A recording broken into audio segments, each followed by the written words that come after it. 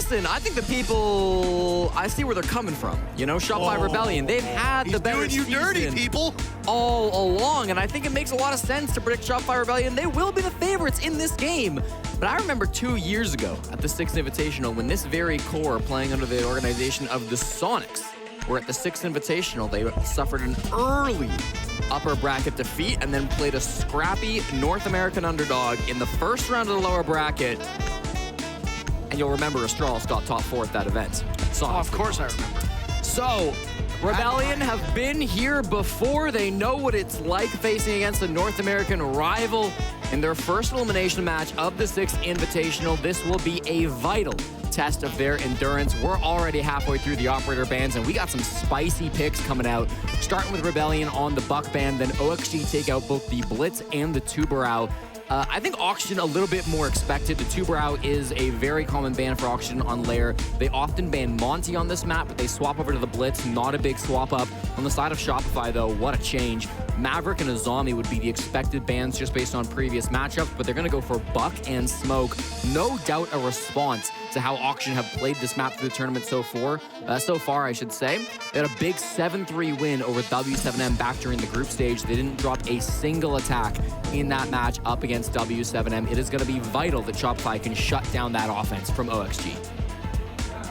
Diaz is also no longer sick, by the way. You saw the last time that we casted him, he did not look to be the best of spirits. There was briefly an illness that went around and afflicted a variety of teams. One of them was Team Joel, who were oddly bad compared to previous results, and I do wonder if turmoil with the org and stuff like that obviously is going to play a part in roster moves as well, but I do wonder how much of it boils down to them just being terribly under the weather. No Michael Jordan flu games to be had here, Jesse. That's not really how it works. Nope. But I will say, Diaz played quite well while he was still under the weather. He did. Yeah, no, he hit some huge rounds. He's usually quite consistent. Yeah. OXG completely swapped up their 5-operator lineup. Every single player switching out to somebody else. Only a single default hard breacher brought, but the can openers will be in pocket for both Newers and Diaz. OXG not liking what they saw out of this Shopify Rebellion team. Lair's the second least played map. It was higher up in the standings yesterday, but Border and Clubhouse got played enough to supplant it in its position in the standings.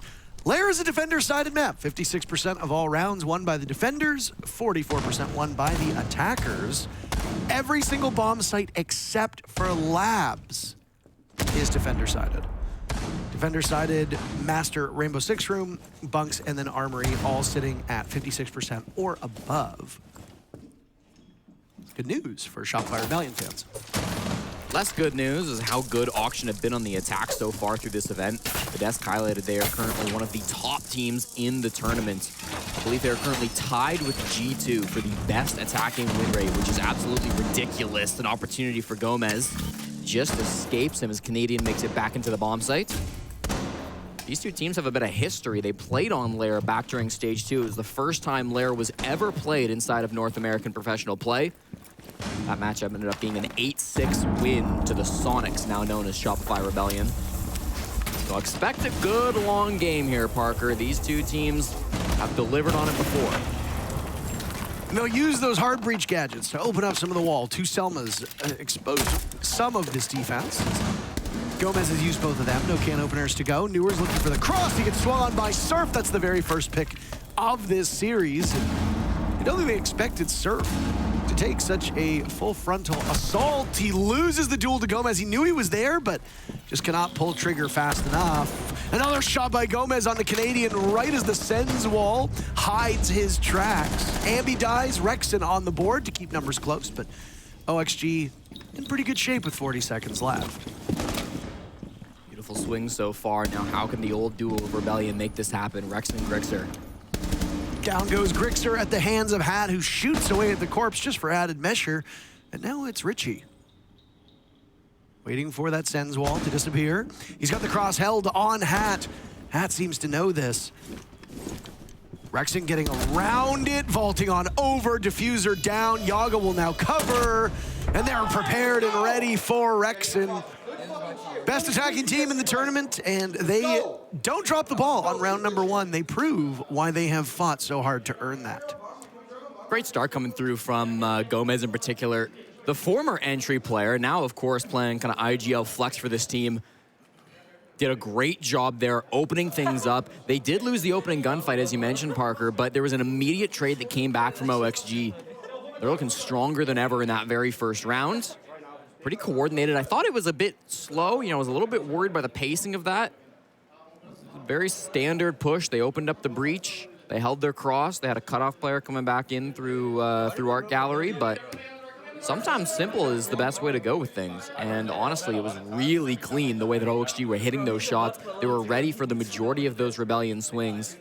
Canadian swing from the bomb site in particular, they tried to catch him with the bees. Didn't quite do it, but when the Sens wall came out, they were still able to punish the captain of Shopify.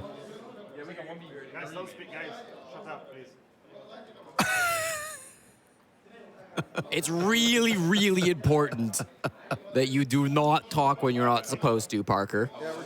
What could possibly happen?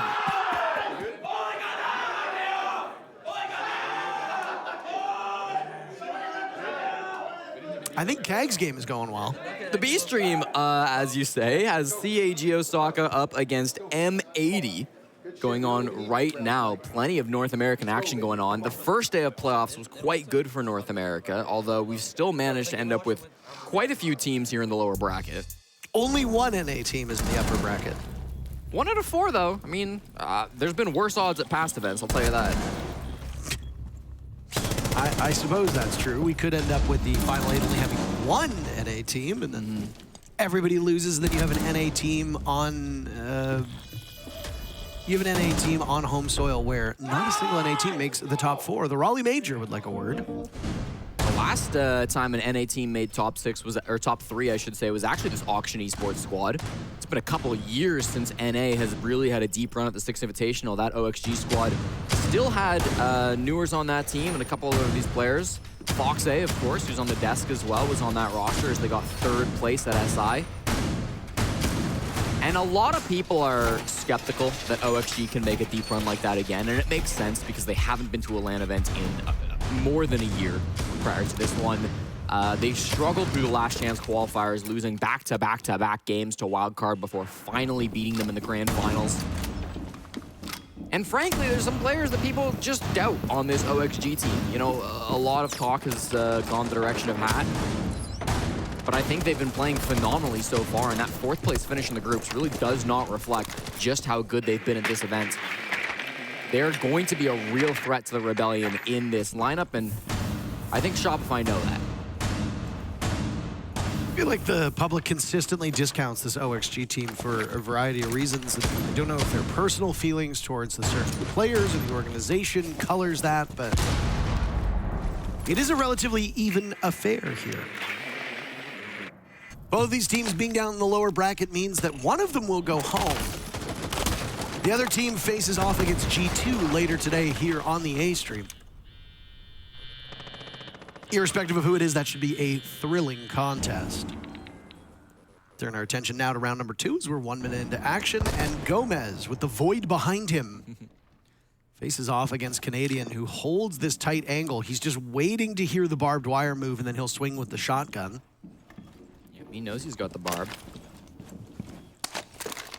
Making noise himself, so there's both going to be information here. One logic bomb's already been used. There it goes, and Canadian swings. No damage has been done for him. Down goes Gomez. Gomez suspected that would happen, for the record, and, well, sometimes your expectations get met. Newers with 1 kill, Hat as well, and OXG have cracked this round open, while Canadian might have had that leadoff pick. It's good shape for OXG. Yaga falls shortly thereafter, and now Diaz will be watched by Surf on that clash.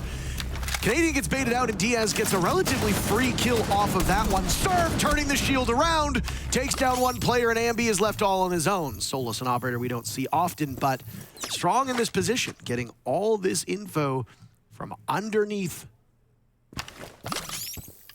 Just patiently wait. It's arm's length away from the bomb site with 45 seconds left on the clock. The youngest player at SI needing to clutch a big 1v2, else he faces a 0-2 scoreboard here early against Oxygen Esports. And he's done a good job avoiding the drones so far. As long as Oxygen don't know where he is, it's going to be hard to cover, but at the same time, they're just happy to use the clock to clear out these cameras. 23 seconds, they need to go for a drop.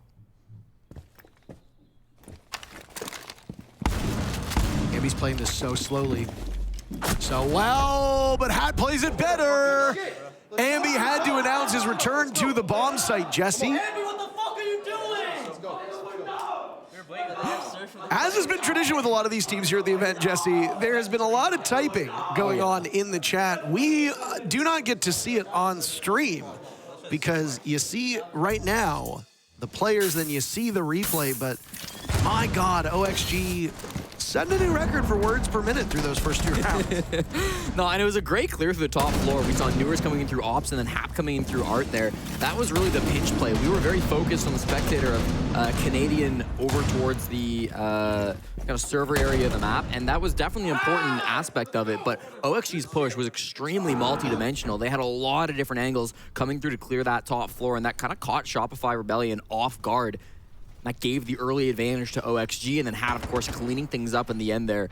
Letting Ambi know what he thought of his play in the 1v2 as well.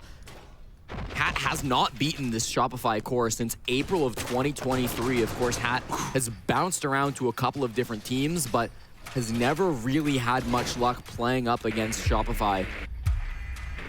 Despite the fact that OXG did manage to get a win against Shopify a while ago, back in Stage 1. Hat not on the team at that point in time. He was playing for Luminosity, I believe it was, in Stage 1. Yeah, I want to say yes. And right after Stage 1, he got picked up by Oxygen. That is correct. He played for Luminosity. There we go. I was right. But, okay. You asked, I answered. You hemmed and hawed. I said, I do believe so. Okay, well. Roll the tape. Production, let's go back. I want to prove Jesse wrong. No, we don't need any more people asking to re-roll the tape. Fun fact, CAG, Osaka, and M80 are also playing on Lair at the moment. Jesse? Oh. It's always nice when that happens. You turn into one stream and then you tune into the other and you're like, oh, this is good. Wait, why are these teams completely different? I gotta say, I've really enjoyed watching Lair since it came out. For our third round, we go to the bottom floor bomb site, and this has always been a really dynamic site. Some defending teams choose to roam quite heavily, some choose not at all. Shopify Rebellion have gone with the latter of those two options, sitting all 5 players down inside of the basement. Maybe potential for a late round flank, but it's gonna be tough to pull something like that off, and they've got such great site util, I don't think it's gonna be necessary. Yokai cams from Canadian, Goyo canisters set up by Grixer, Electroclaws on the hatch from Rexon. They've got really everything they could want down here in the site to stall out a late round execute. On the side of Auction, I mean, they've got good setup as well. Lots of soft breach. You see them working through that now. They're going to try to clear some of these Goyos and Kivas. It is a game of util that's all going to come down to these last 30 seconds when Oxygen finally go for their push. That will determine how this plays out. From the current positioning, it looks like it's going to be an office finish. Opening up valuable sight lines towards this bomb site on the first floor. OXG managed to work their way through this map in the 2 minutes that have transpired. Down goes Surf.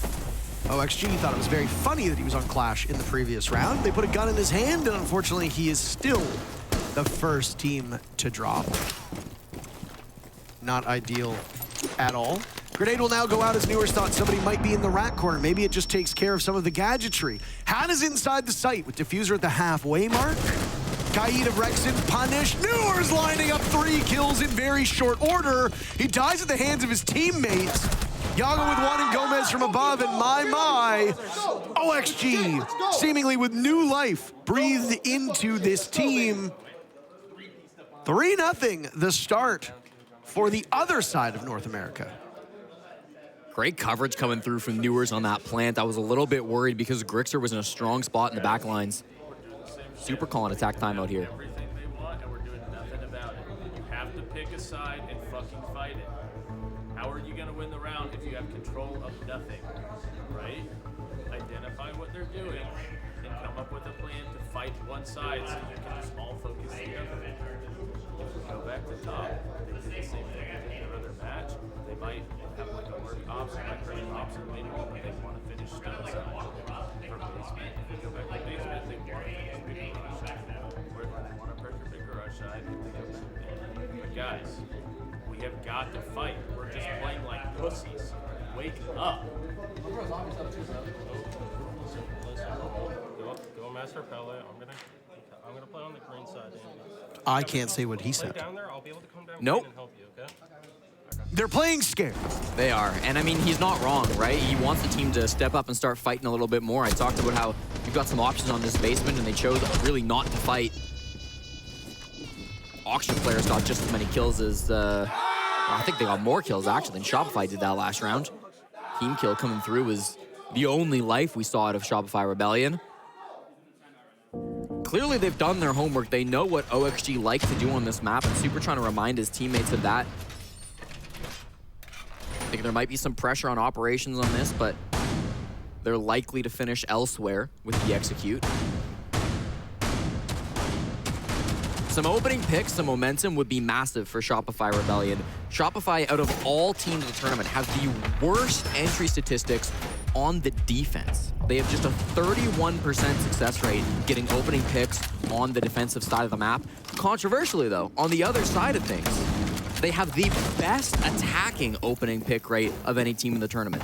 So they are ranked #1 on attacking opening picks, #20 on defending opening picks. Averaging 2 kills around at the moment.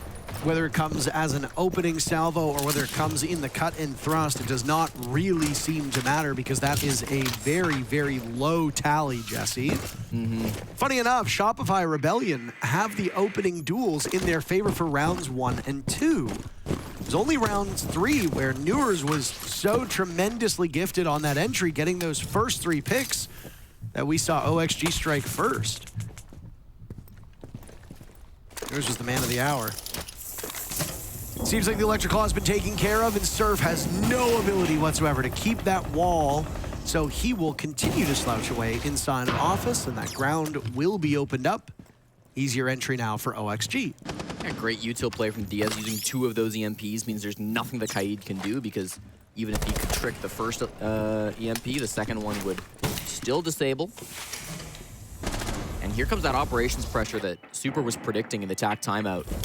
Needs to be some kind of a response from Rebellion. They need to fight this, but how are you going to fight into a Kali? This feels like a nightmare angle to swing, and Shopify, they do seem to know better than to try this. It's Had's maiden voyage at an international event, so he's had to go through what a lot of rookies, international rookies we should call them, have to go through. He's having a good start so far through 3 rounds. There's a lot more game to go, but he's had some consistency issues and has been towards the bottom of the standings on this team far too frequently, given the role that he is on. Feared for a second there, he's almost going to kill Newers as, oh my. Just tearing away at the wall to give an even greater sightline, but OXG are bogged down in operations right now. Yeah, I mean, they don't have very much else going on. We see Gomez in the top right, who might go for a late pinch over towards bathroom, but the brunt of this push is all coming from the same direction. They need to get a plant down map, or they need Gomez to go huge. Those are their only real win cons right now. And this could be nasty. Surf. Hat dies, and that's another first blood for Shopify Rebellion. Rexon and Canadian with 1 kill apiece. That's all she wrote for Rexon, as now the Warden of Grixer looks for his first kill. It's been held off the score sheet. The only player so far yet to pick up a kill.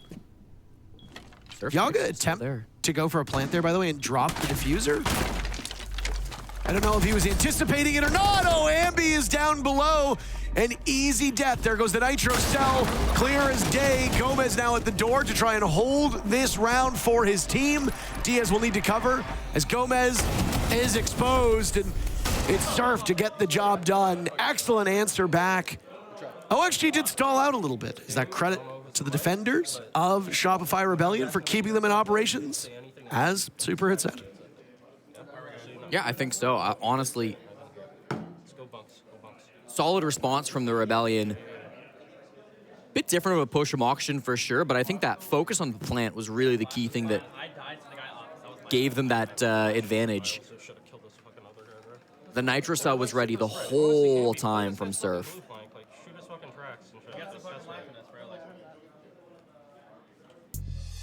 Obviously some frustration there from the two-time world champion of Canadian.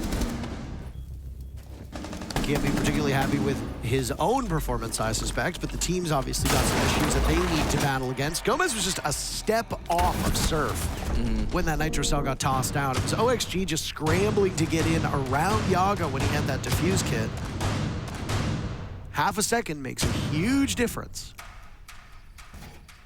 Even at the very worst, though, OXG will be walking away from this with a 3-3 half, and if they make that 3-3 comeback happen for Rebellion, then I think they're going to be pretty happy with it, but just looking at the numbers, typically, that wouldn't be amazing. That would be fine, right? Shopify are a good attacking team as well.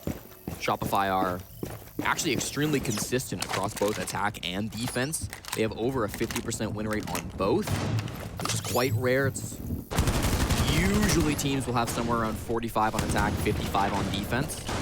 Shopify are, I think, 50% on attack, 52 on defense. So they're very even on both sides, but they can definitely bounce back on the offense once they get to that half. Another round where Ambi will be playing on the Solus alone on the bottom floor.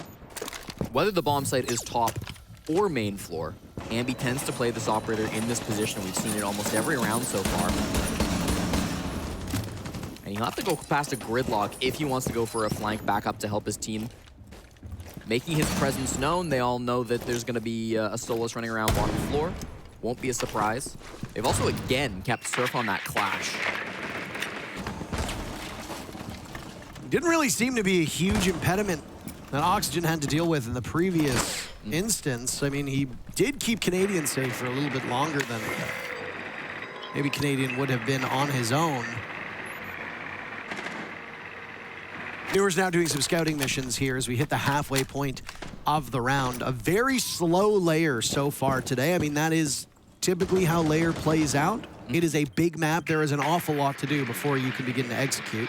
Yeah, I mean, I feel like OXG have slowed down massively since that attack timeout. Yeah. Not sure if that's a mental thing or if they're just trying to readjust after Shopify called their attack.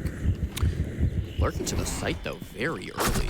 Oh, Hat wanders in. Grixer had that angle from above. His position given away.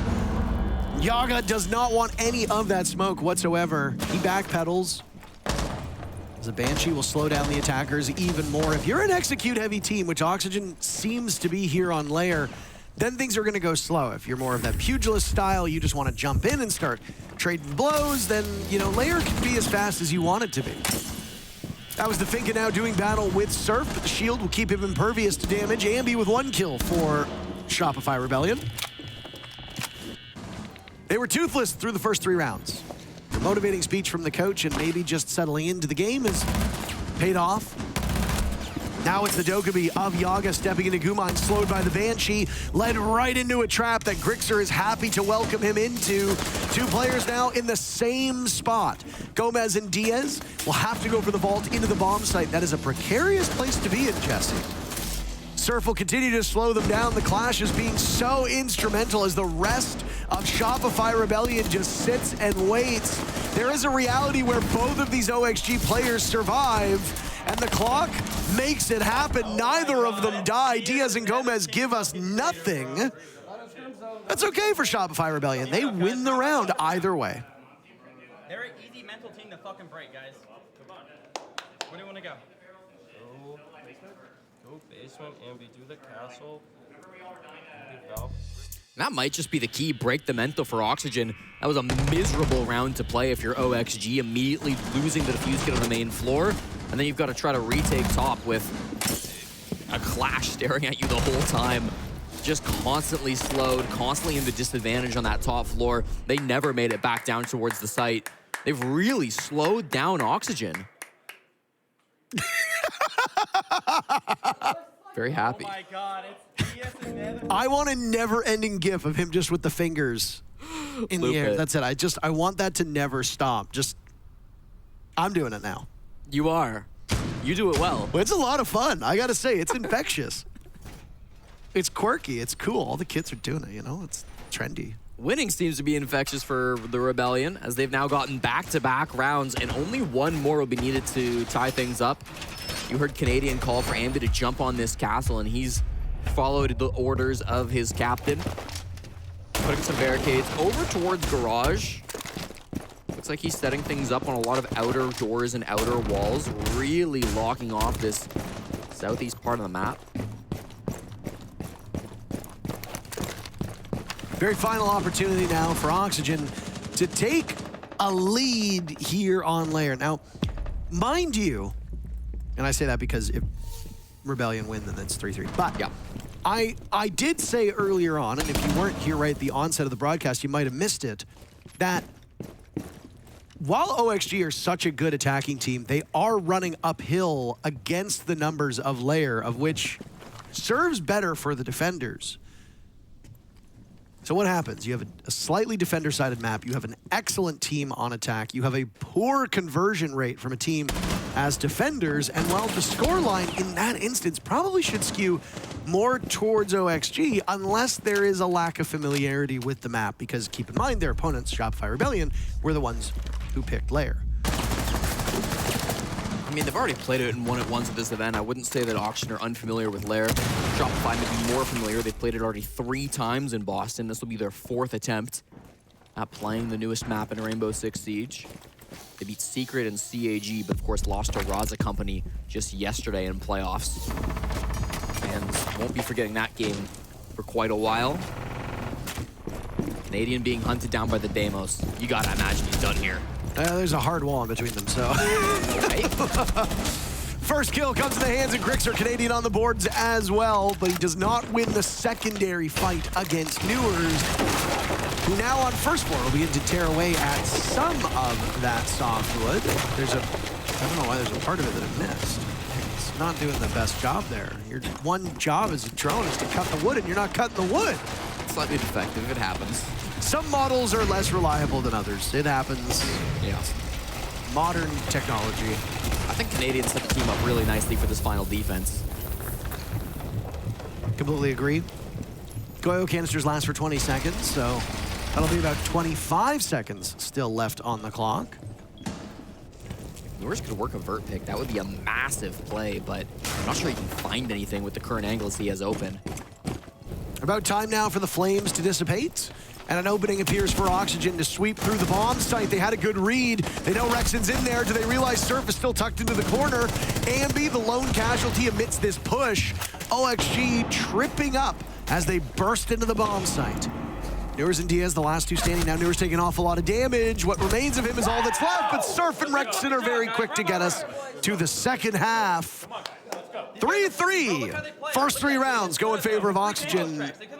Shopify Rebellion answers back. That was crazy. He goes, what the fuck? Good job, guys. Good job, guys. I literally just got scared and I shot and I killed him. Like I didn't see it. We are at the point in the game where it's looking scary, so Newers will bait for kills. He will not play to win. That is a devastating line. That line is so evil.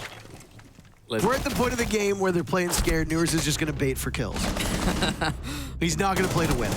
Newers was letting Hat entry ahead of him on that top floor, and Newers supposedly the primary entry on this team. I gotta say though, the team play from Shopify Rebellion was excellent down inside of the site. Rexon in particular, the man who just gave that advice, played really well around the rest of his teammates with that TCSG down inside of the bomb site, working off of the other positions, setting up crossfires, going for swings that wouldn't be expected, letting someone else be the distraction, or sometimes himself being the distraction while the kills come out. And they have really stunted this OXG momentum that was rolling through the first 3 rounds. It feels like they have started to play a bit more afraid. OXG, I haven't seen them type in the server in forever. They were trying to set a new record for words per minute in the first quarter. They were doing a great job of it. And there's been nothing since, and so you got to kind of wonder a little bit, has the mental been broken from Oxygen?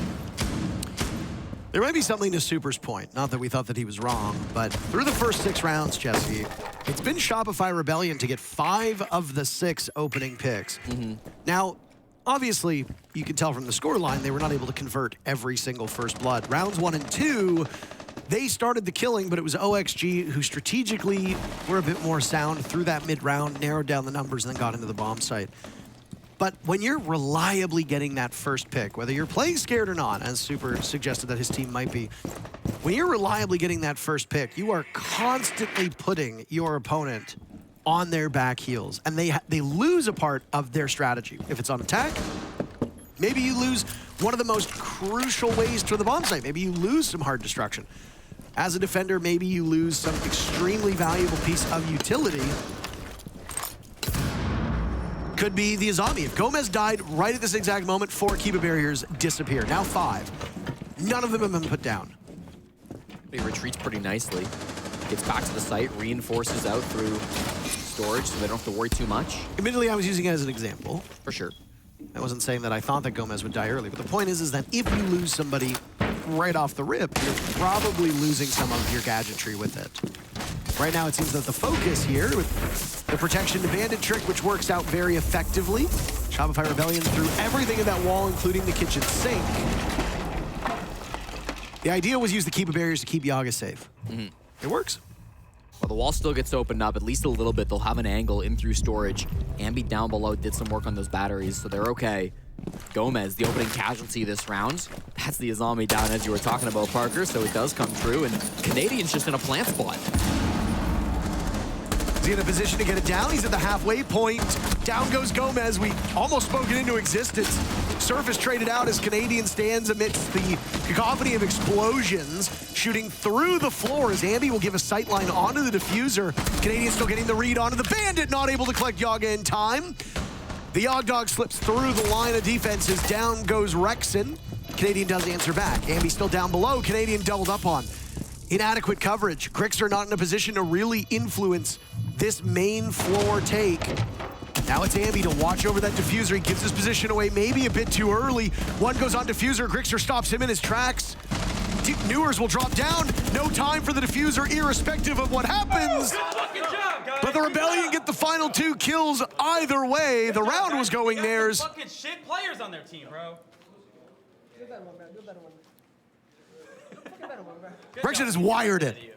Rexon remembers that loss 2 years ago with the Sonics to Astralis in the lower bracket. We'll get an OXG tack. You gotta be talking about it before it's too late. Like that's step number 1. Second thing for bunks, they're looking to roam clear, but then they try to finish garage. So if they're gonna clear, anybody's gonna be at. We could give up bunks and then play to retake once they have it. So they look to default towards the outside. But they do something different, something new, but that's what they look to do for bunks. Okay? Or sorry, for basement. I think next time we go, we literally just do like a full Monty counter lineup. We just really beat up on him. Listen, we could also run the clash, bro. Just run the fucking clash. Like, get in his face, like, slow him down. Oh yeah, that too. Listen, you guys got this, right? You gotta be talking about the game plan right now, okay? Don't fucking get them these fucking rounds. We had that fucking round. You guys got this, right? Let's fucking go. Come on. Let's fucking go. You guys are fucking horrible. Neither team seems to think that the other team is particularly good. These guys are horrible, says the coach, staring at the team that just took 4 rounds off you in a row. If they're so horrible, then what is happening here? I think that's the question he's asking of his players too, and he's trying to reset the mental a little bit. I'm joking. I know. But honestly, that was a really good plant-focused round from the Shopify Rebellion. They knew how important it was to get that defuse kit down. With Ambi on the bottom floor, they had a really strong post plant. Players on the top floor as well, able to take some good swings to lock things down. And some frustration on the side of OXG. You saw Hat not super happy with how that round went down. It was very similar to the first push we saw from Oxygen, where they focused on storage. They breached open the wall with the ace. They had the extra angles. But that extra focus over towards Art to get the defuse kit down made all the difference. And Oxygen either just not responding to that plant, and then also in the post plant, not able to secure the frags cleanly enough to go for the disable. I liked the call to drop downstairs and try to fight Ambi from the Legion player on Oxygen, but it was too little too late, and he still got shot down, so. Technical timeout was able to get Shopify Rebellion's mental back in the game, as at the time they were held off of the score sheet. It's a 3-1 lead for OXG. That lead is evaporated at this point. Everybody on the Rebellion has stepped up and quite good at doing their job. I mean, I think you could say the same of OXG. This is a very even contest. I mean, the score obviously tells us that, but nobody's really dropping the ball. Gomez has his hands full. He and Yaga both combined to take out Ambi. Down goes the Jackal. On a big map like Lair, operators like Lion, like Jackal, like Dokkaebi have an even larger impact. That'll be troublesome for Shopify Rebellion. It's also OXG, drawing first blood for only the second time in this map. At this point, they're going to take every win they can get. I think it was a great call by Redeemer. He said that Shopify would focus on their own clear on this bottom site and then finish in towards Garage. So far, we have seen that roam clear focus. Ambi on the Jackal, the Dokkaebi being brought by Rexen. These are strong roam clearing operators, but Auction were ready for it. Yaga found that opening pickup, and they've still got strong roamers all around the map that Shopify need to be careful of. Newer's ratting inside of Weapon. Pat still top floor as well, sitting inside of Armory. There's a lot of roamers that have not abandoned their post, and if Shopify don't deal with them, they could be in for a nasty surprise with a late round flank. Right now, Shopify Rebellion playing like a team of individuals while OXG just sits pretty. And again, this is a big map. It's going to take some time for these teams to problem solve, Jesse. They've got Newers on the run. The Vigil might remain cloaked, but he can't conceal the sound of the phone in his pocket making an ungodly amount of noise. There's the correct lineup for Surf, as now he'll open up more visibility into this bottom floor bomb site. And again, the read from Redeemer, exactly correct. They're finishing Garage. Not a lot happening here. Canadian falters as well. I do not understand Shopify Rebellion's timing at the moment, though. A great opportunity for Rexen to pick up the very first kill for his team. Surf also on the board. The deficit is completely gone. Diffuser being planted. Grixer at the halfway point. Rexen and Surf to cover. He hears the pitter-patter of feet as they walk in ever closer. Rexen gets one down. Diaz is dropped as well, and a flurry of kills. 5 unanswered kills by the Rebellion. Listen, I like the play, Ambi. We need to be going with Ambi on that. If Ambi's going fucking fast on the entry, go with him. Yes? He's gonna enter. It's fine, but no, listen. We need to be better about that in general, bro. We should do shit together. We commit to shit together. If Ambi's gonna run in green and we're near back cave, we fucking push the bunk side with him. We jump in green window with him. Yeah, right? I agree. Push together. Let's go. Armory Yes. Armory or ops? Yeah, bro. Like if we're fucking phone calling.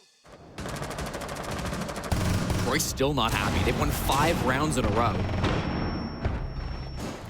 I remember there was a time in a hockey game, by the way, where I think it was Ben Scrivens, the old goalie for the Toronto Maple Leafs. He went over to the LA Kings and he got like 2 shutouts in a row or something like that.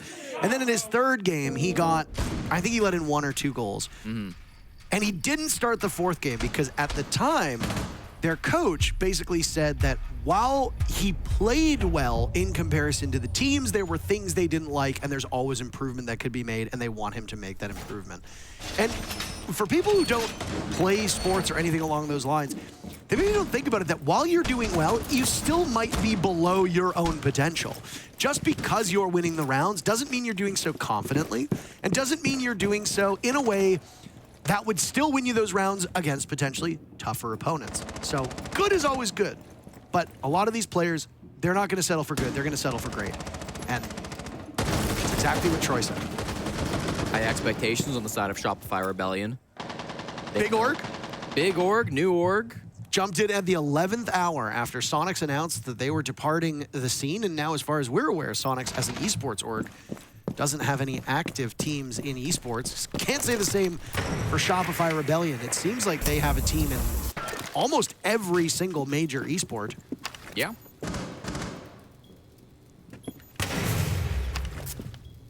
Must be a boon for those players to get picked up by such a large org with deep pockets.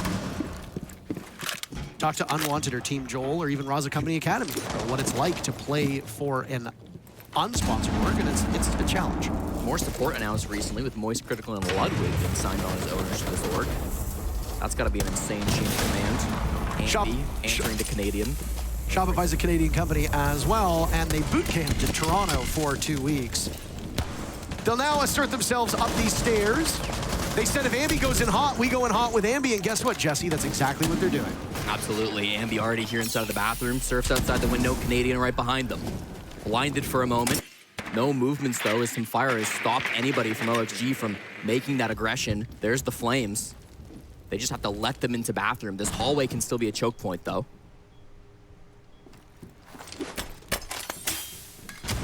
Gumine will go down as Hat watches over that entry point. It did certainly seem like Ambi speed was a bit of a mismatch. They'll need to somehow get these bandit batteries off of the wall leading into the bomb site, but they're not able to at the moment. They've got 3 Sense walls still. They've got Candelas still. They've got 1 smoke arrow as well from Surf. So the tools are certainly there for the Rebellion. Whether they'll be able to pull it off or not is the real question. Yaga's tucked into a corner. Nitrocell goes off. Yaga falters. Nobody dies on the side of Shopify Rebellion. Now it's Rexon to swing onto the door. Gomez out dueling him. Is there a flank coming in for OXG? Does not appear so for the moment. So instead it will be a direct sight hit. A 4v4 with only 10 seconds left. This is gonna get very messy. Senswall goes out. Newer swings. Grixer takes him down. Another Senswalls will go as Canadian on very limited HP. Gunning them down is Grixer. Canadian manages to pull it off. He's all by his lonesome. It's him and Diaz. Shopify Rebellion want to go to match point, but Diaz outduels the veteran and now has to be wary of anything that might be on the ground amidst the smoke. He takes his time and finds nothing but the diffuser. That could have been a devastating loss for OXG. Instead, the brawl that happens goes in their favor, and they win a much-needed round. Huge play from Diaz. He has had some nightmare moments around that hallway on Lair before, but he steps up big time in that 1v1 up against Canadian. I thought the coverage was excellent coming through from Grixer on the sends for Shopify Rebellion. I thought it was going to be enough. He got 1, he got 2, but he couldn't find the 3rd. In the end, it was Diaz who was last alive, as he often is for OXG.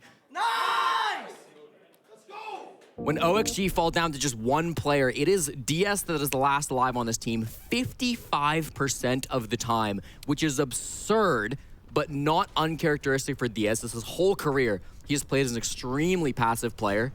He has a relatively low 9% success rate in the clutch this tournament, which is small, but he's also got a huge sample size. Going to go up after a round like that where he clutches an incredibly important 1v1 to keep Oxygen alive and keep Rebellion off of match point. Honestly, a lot of these OXG guys are kind of the quiet warriors. They don't really make content. They don't really post much on social media. They keep to themselves. They've played a huge part of their career all together. Like, if you think about it, Yaga and Kino obviously now on M80, but Yaga and Kino spent most of their career together. Diaz and Gomez spent most of their, if not all of their professional career at this point together. They've been aligned with Newers now for a long time. Yaga's come on and off of OXG. At one point, 3 of these 5 players were on that M80 roster. Yeah. And they do most of their talking in the server. They've also been at most of the live events. So while they maintain a relatively small footprint on social media, which just means that fewer people might know them all that well, they're still able to contend with the big dogs. Newer certainly a big dog. Ambi getting to that point as they both come to blows. Less than a minute in action. Neither of them in good shape. They will both limp off, licking their wounds. As Newers is now on the run from not just Ambi, but a second player outside of the building, and Logic Bombs will put him in a rough spot. He'll be hunted down by the Jackal tracks. So all of this time and effort being spent on identifying Newers' position. The fact that Ambi lives, though, is a big difference maker compared to the last time they tried to roam clear on this site. Gomez on a drone, now he's gonna get pushed. This is gonna be a tough gunfight. I don't think he knows the player just walked down green, but as Ambi steps into a goo, his position revealed. Rexon behind the pillar. Angle being held. I like this fight for Gomez a lot, Jesse. A Logic Bomb. Try to bait him off of that position. Hat, who wasn't involved in any action for this entire round, is the first one to die.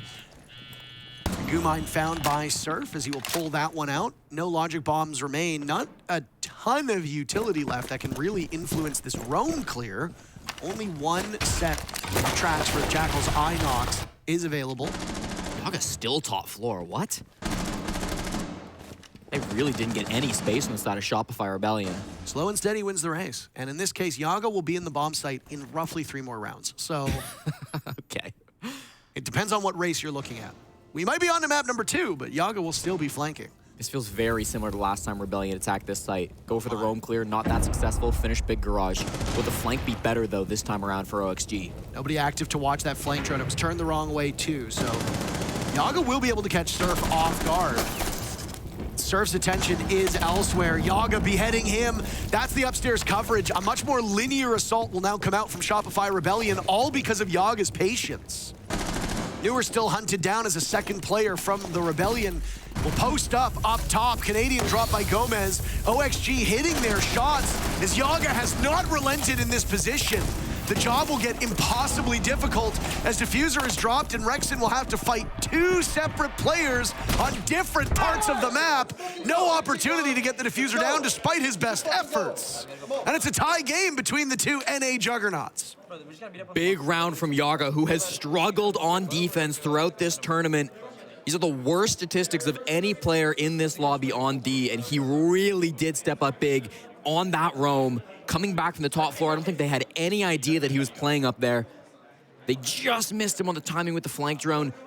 He catches the first pickup onto the ram, stops the second player who came for him, and then just tossed a nitro down through the bars for his third. That is a brilliant individual play from the Yog Dog, a player who has been to many of these top-tier events and who has, at times, struggled through them, at times looked like a superstar. He's had a bit of an inconsistent up-and-down career. You got to credit the teammates down inside the site, too, of course. Gomez getting a big pick, Newer's down there as well. Certainly had strong impact to buy Yaga that time, to be the distraction play so Yaga could find the last ones. And even if time hadn't run out, that would have been a 4K for Yaga. Beautifully done. Sometimes one flank is all it takes, Parker. We will get all 12 rounds in this game. The penultimate round of regulation, and Jesse, you know, this might surprise you here. This is my favorite round. I've heard this before, actually. The reason why is because the winner goes to map point. Isn't that cool, Jesse? That's neat. I like that. It's very neat. Could accomplish this. They could for sure. Are you making fun of me? That's exactly what I was doing, yes. Oh. I'm allowed to. I do have a stutter myself. You just don't hear it very well because I know how to hide it. You're not going to hear it today, Junior. Sometimes I think it's fitting. Thank you. What? What are you saying what to? It wasn't a compliment. Well, I take it that way anyway. This top floor is again being held very heavily by auction, as you'll see from every professional team on this map. Nothing for the main wall. There might have been a jammer, but if there was, it was already dispatched of. So Rexon gets that open with no problems. And he moves down to the basement to hunt down any roamers. It will be Yaga, the sole site player. Not on the Solus as Ambi was, but instead on the Valkyrie. At the moment, nobody from Shopify Rebellion has moved to the top floor, but I imagine that's the next step, is entering in through top, and Ambi's already in. We really haven't talked about how the smoke ban changes the calculus of these defenses as well. You've lost one of the strongest operators, and smoke really doesn't get banned out that well. I mean, we've played this entire map so far without seeing it. Think about how much slower some of these executes could be if there was a smoke on them. Target ban towards Hat, who's played it more than any other operator throughout this event with a 60% win rate. See that frustration on Canadian's face, by the way. I don't think they got what they were looking for on their main entry, as he and the rest of the team will now scramble around. One thing Monty isn't is subtle. They will hear the shield operator coming in. Nitro cell goes out. Shield break and some damage done, as there goes another nitro cell that's been tossed. Maybe that was an impact. As nitro cells are still in pocket for OXG. Ambi with the leadoff pick. Down goes Gomez. He's looking for more. Ambi has not been enabled so far in this series to the point that Shopify Rebellion wanted. Canadian finding an opportunity, though, to exploit the lack of knowledge of this team Diffuser almost down. It gets blown up by a Nitro Cell. Yaga saving the round at the last second. And OXG winning most of their engagements. Newers and Diaz last two standing. Now it's Rexon's turn with Kit in hand. He wants to find a place where they cannot watch him the same way, and he might have done that, but he is a little worried about that hatch above. These kill holes are excellent, by the way, and I believe there will be a window over towards Rexon's position. He falls off the diffuser. They're looking for kills, 2 seconds left. It's all up to Grixer to lock this one out. Grixer taking one down, but meanwhile, Diaz gets the pick. Let's fucking go, boys. One more round. A lack of certainty from Shopify Rebellion that was created by OXG's kill holes earlier in the round caused OXG to hold on for dear life. The final 30 seconds of that map were an excellent showcase in the back and forth between a team looking to gain map control, having to resort to a linear take, and then ultimately falling victim to the setup you knew was there and you tried to avoid. I mean, the former E United duo had a great round together back on that bottom floor a few rounds ago. You saw them hugging right afterwards. This duo's been together forever, but in that 2v2, Grixer needs to be going above to stop that vertical denial. It's great that he kills Newers down to the main floor, but it is that pressure from top that really did cause the problems.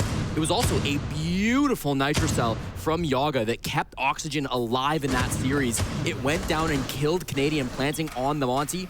Usually you plant on that elevated position behind that mini pillar with the shield on your back, and it's so difficult to deny that from above. But by tossing a Nitro Cell at the wall, he got the exposed side of Canadian. The shield wasn't protecting him from that Nitro Cell. And so Yaga got the most important pick in that round, setting his team up to clutch in the 2v2, forcing this to match point. Yaga single-handedly keeping Oxygen alive in this series, bringing things back on their opponent's map pick. If Shopify Rebellion cannot lock in for one more round, they'll go down 0-1 in this series, and we'll head to the second map with an advantage for Oxygen on their own pick.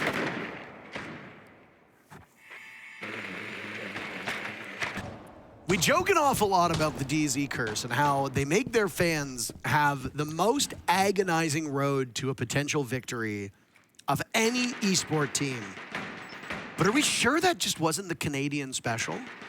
Because with the way that Shopify Rebellion has played so far at this tourney, there have been so many opportunities that have slipped through their fingers. They're in the lower bracket, so it hasn't all been sunshine and roses for this team, but when they do win, it's a grueling contest.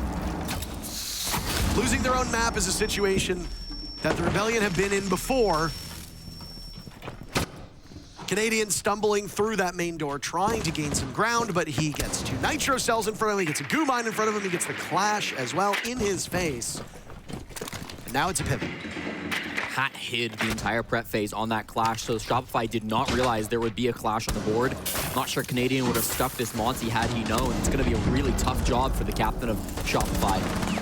Oh, Shopify Rebellion is trying to go quickly. You've heard the Candelas go. Ambi exploiting Newers, looking in the wrong direction. Goo Mine is hit as Canadian still soldiers on. Even with the Goo Mine in foot, Ambi tries to do damage to Yaga. He succeeds, but not enough to bring the player down with him.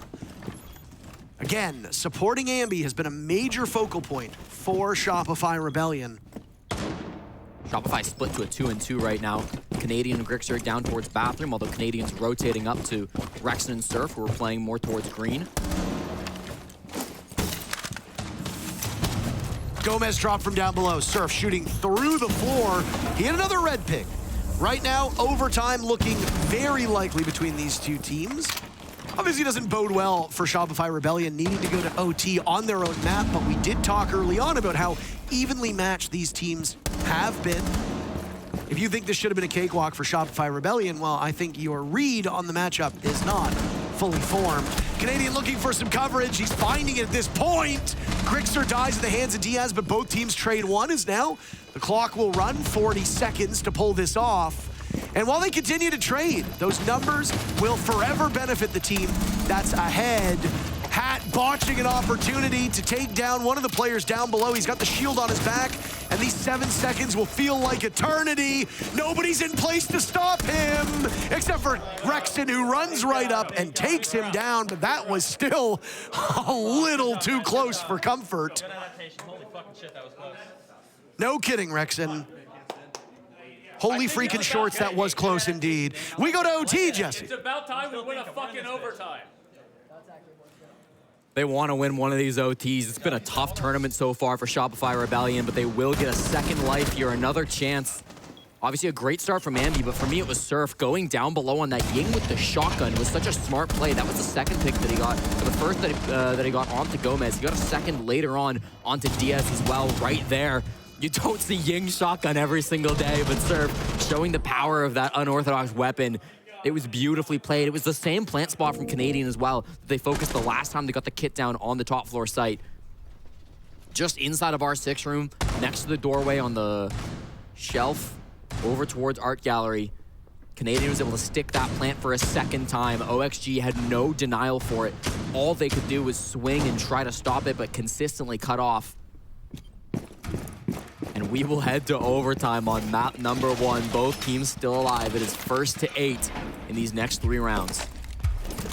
So Subaru said we finally have to win an overtime, or was Yep. he talking to OXG? I couldn't really tell the intended target of that statement. I don't think he was telling Oxygen to win in overtime. Okay. I also don't think Super would be encouraging his opponents to defeat his own team. Could you But- imagine? That would be scandalous. Stranger things have happened. Please, no more coach scandals.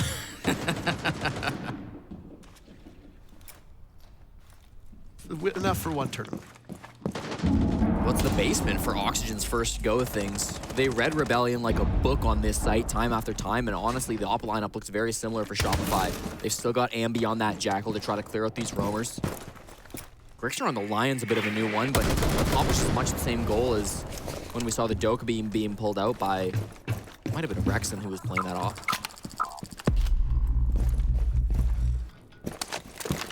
And it looks again like it will be a garage finish. Shopify are nothing if not consistent on this bottom floor site. Can't call the finish when there's 2 minutes left.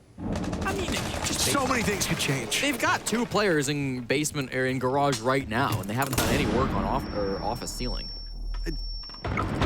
How did the first one not flash him, and how did the second one flash him? No way! There's more than he bargained for, and I fear Gomez bit off more than he could chew. He and Hat die. They find the pick onto Rexon, who, while he only has 10 kills, it's not the highest tally on his team, almost all of those 10 kills have been very high value. The drone will scoot by Newers as he has his cloaking gadget on, right now sitting inside of bunks. Close enough to stairwells to be able to get down to the bottom floor bomb site if the need arises. He's looking outside of that breach. With players dead, you've got somebody who can sit on cams and you've got somebody who can sit on drones. And that's exactly what Rexon is doing. He's been flicking through these flank cams, trying to give information to his team. That's what we expect. Though, you'd be surprised how many times you look at the bottom and see teams not monitoring their cams. Already looking to the site. Shopify, they're here in showers, taking Missile Hall as well. Getting the angle open. They've not fully cleared top floor, but Oxygen gave it up for free. They're just going to play site with these last 3 ops alive. They've got Goyos, though. That could be a big game changer. Newers really will be the difference maker here. Rexon many rounds ago said he'd be playing for kills. He finds a golden opportunity onto Ambi, catching him completely off guard as he's now made his way downstairs. We'll be on a collision course with Canadian, and well, I don't love Canadian's chances in a 1v1 gunfight against a lot of these youngsters. Let me tell you what, the defenders crushing the Rebellion as they trickle on in. Surf, though, his luck runs out at the final second of the round as Diaz puts OXG on the map point. And Diaz, another 1vx clutch. He's been fantastic today in the late round. It is the position he plays over and over again, and he was set up perfectly by Newers, going for that aggressive push into showers. I wasn't convinced, to be honest, when they gave up that top floor control. It was the flank that saved them on that bomb site just a few rounds ago from Yaga. They said, we don't care to flank again. We're going to go for our own game. Started with some ridiculous heroics from Gomez vaulting over. It was honestly a miracle he got one there, but vaulting was the play. It's called the Assassin's Creed Special. Hey, it works out for one. That was good enough in the end. Newers again, aggressing into showers after playing that rat spot just on the inside of the door was the difference maker, and Diaz was so quick to trade him. As soon as he died prone inside of showers, Diaz was right there in the bomb site. He did not let that 1v1 drag out. He didn't want to give any time for Shopify to reset and take stock of their situation. He was there immediately for the trade. And it's that quick decision-making. It is that high-pressure intensity that has left Oxygen now here up 7-6 in this North American rivalry.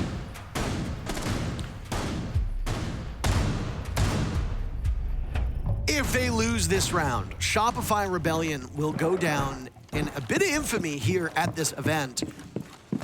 I hate to continue bringing up this particular stat, but through 13 rounds, 10 of those rounds have started with Shopify Rebellion getting the first pick and holding an advantage. Only twice has there been a trade after a first blood. One of those trades favored Shopify Rebellion back in round number 4, but this time around, OXG got the first pick, and then it was also traded back by Shopify Rebellion in round 13. OXG are so seldom having a leg up in this series. Canadian tempting his life against Newers, and oh my, if OXG had got the opening pick there, I fear it might have been all over. But the infamous part, Jesse, how do you have 10 first bloods and lose the series? You are excelling in the opening moments of a round, but it is the mid-round to the execute where you are falling short. Is a huge thorn in the side of this Shopify Rebellion strategy, and they're going to be kicking themselves if they lose Lair because of it. So far, Oxygen setting up for the same push they've been going for. Open up the storage wall to start. Bandit trick being attempted? No. Surf knows there's one below. Opening pick, but it's traded right back. So nothing is gained from OXG despite them striking first. Canadian has the last laugh against Newers. Ambi in a desperate attempt, flailing at 2 separate players of OXG, missing both of them entirely. And now Oxygen has an advantage of 1 and can spend the next minute and 15 seconds cruising to the final round and the final moment. OXG takes out another. Down goes Canadian. This is Shopify Rebellion's map, by the way, and they're going to continue to swing. But Gomez is on one. Oxygen doubled up on Shopify Rebellion. Tough position to be in. At any moment, this fighting could break out. Grixer's now been dropped. Surf is on a single point of HP. Oxygen looking to snuff the life out of this Rebellion. Surf putting in some serious work. His hat secures the kill onto Grixer. Blow a kiss Surf's way and he'll drop. He has so little HP. He'll play the short, play it slow. Gomez does so as well, but there's just not enough there for Shopify Rebellion to hang on. OXG started off this map as the better team. They kind of lost the plot, but they ended as the better team as well. And they're in great position. They'll go to their map, up 1-0. We'll see you in a few minutes.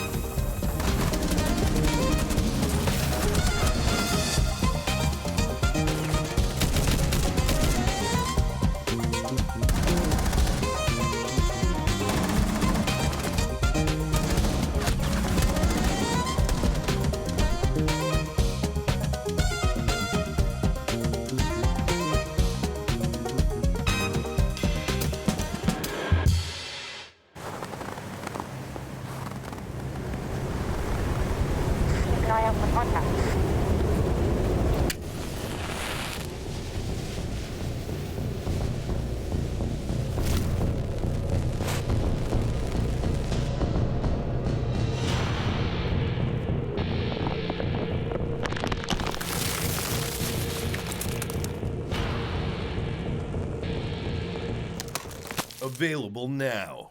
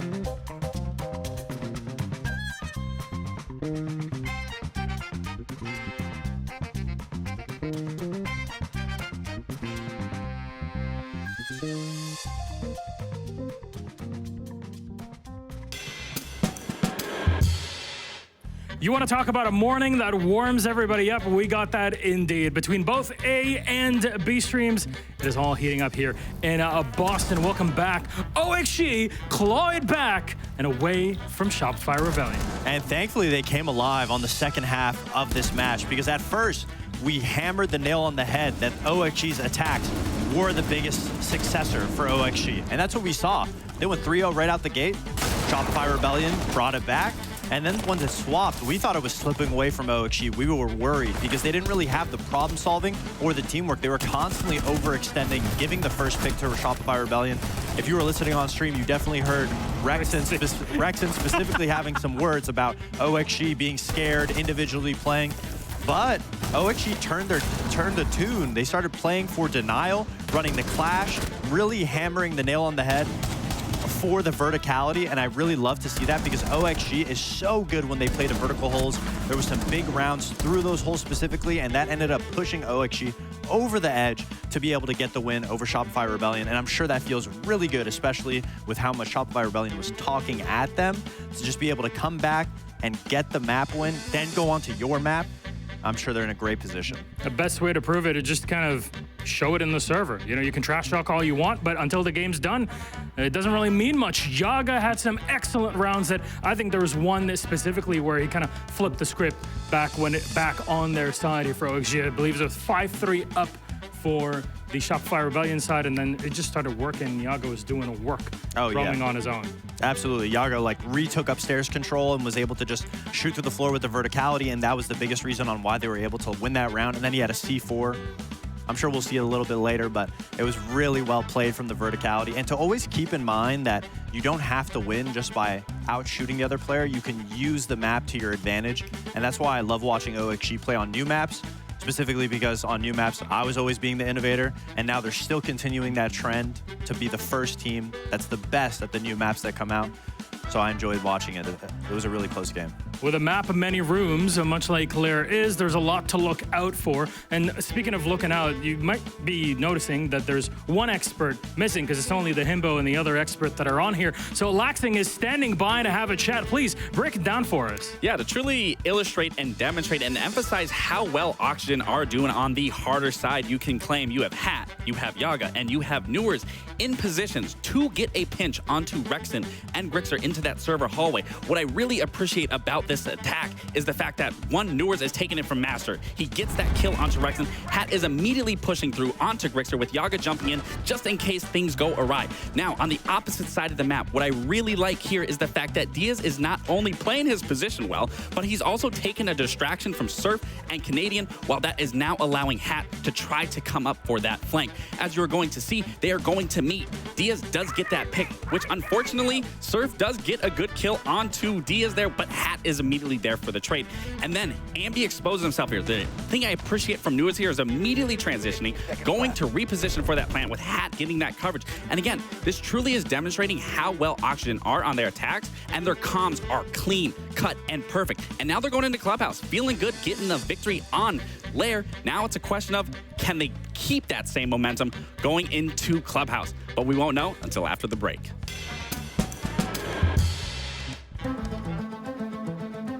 There are many great players who are not champions, who have never lifted the hammer, who might never lift the hammer. And it's not because they aren't good enough, they just might not put in what it requires to really get there. Because they are the goods and not the greats. There is not 1 hour of the day where your mind can be off siege. You have to sacrifice everything to win. If you were to win any event and call it quits, it would probably be the Six Invitational. Chegar no topo uma vez, então assim foi um momento de muita emoção. The Invitational is, the kind of the final checkpoint, the final test. It meant the world to me.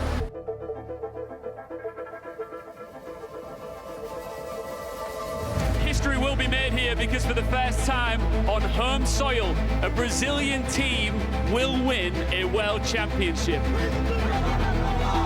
The only thing that matters is the 4 guys next to you, your coach, and the screen in front of you. No one ever really just goes and wins. You have to go through the pain, the hardships. Phase are exploding! You have to go all in, that's it. Quem perdeu foi nós tudo ali, e a gente que vai virar isso aqui agora. Você tem que confiar muito no seu time. Não vamos desistir, não vamos desistir. And brought it all the way back! Passa demais, porra! When you truly want to become the best, you truly have to believe that you are, because you have to play it 100%.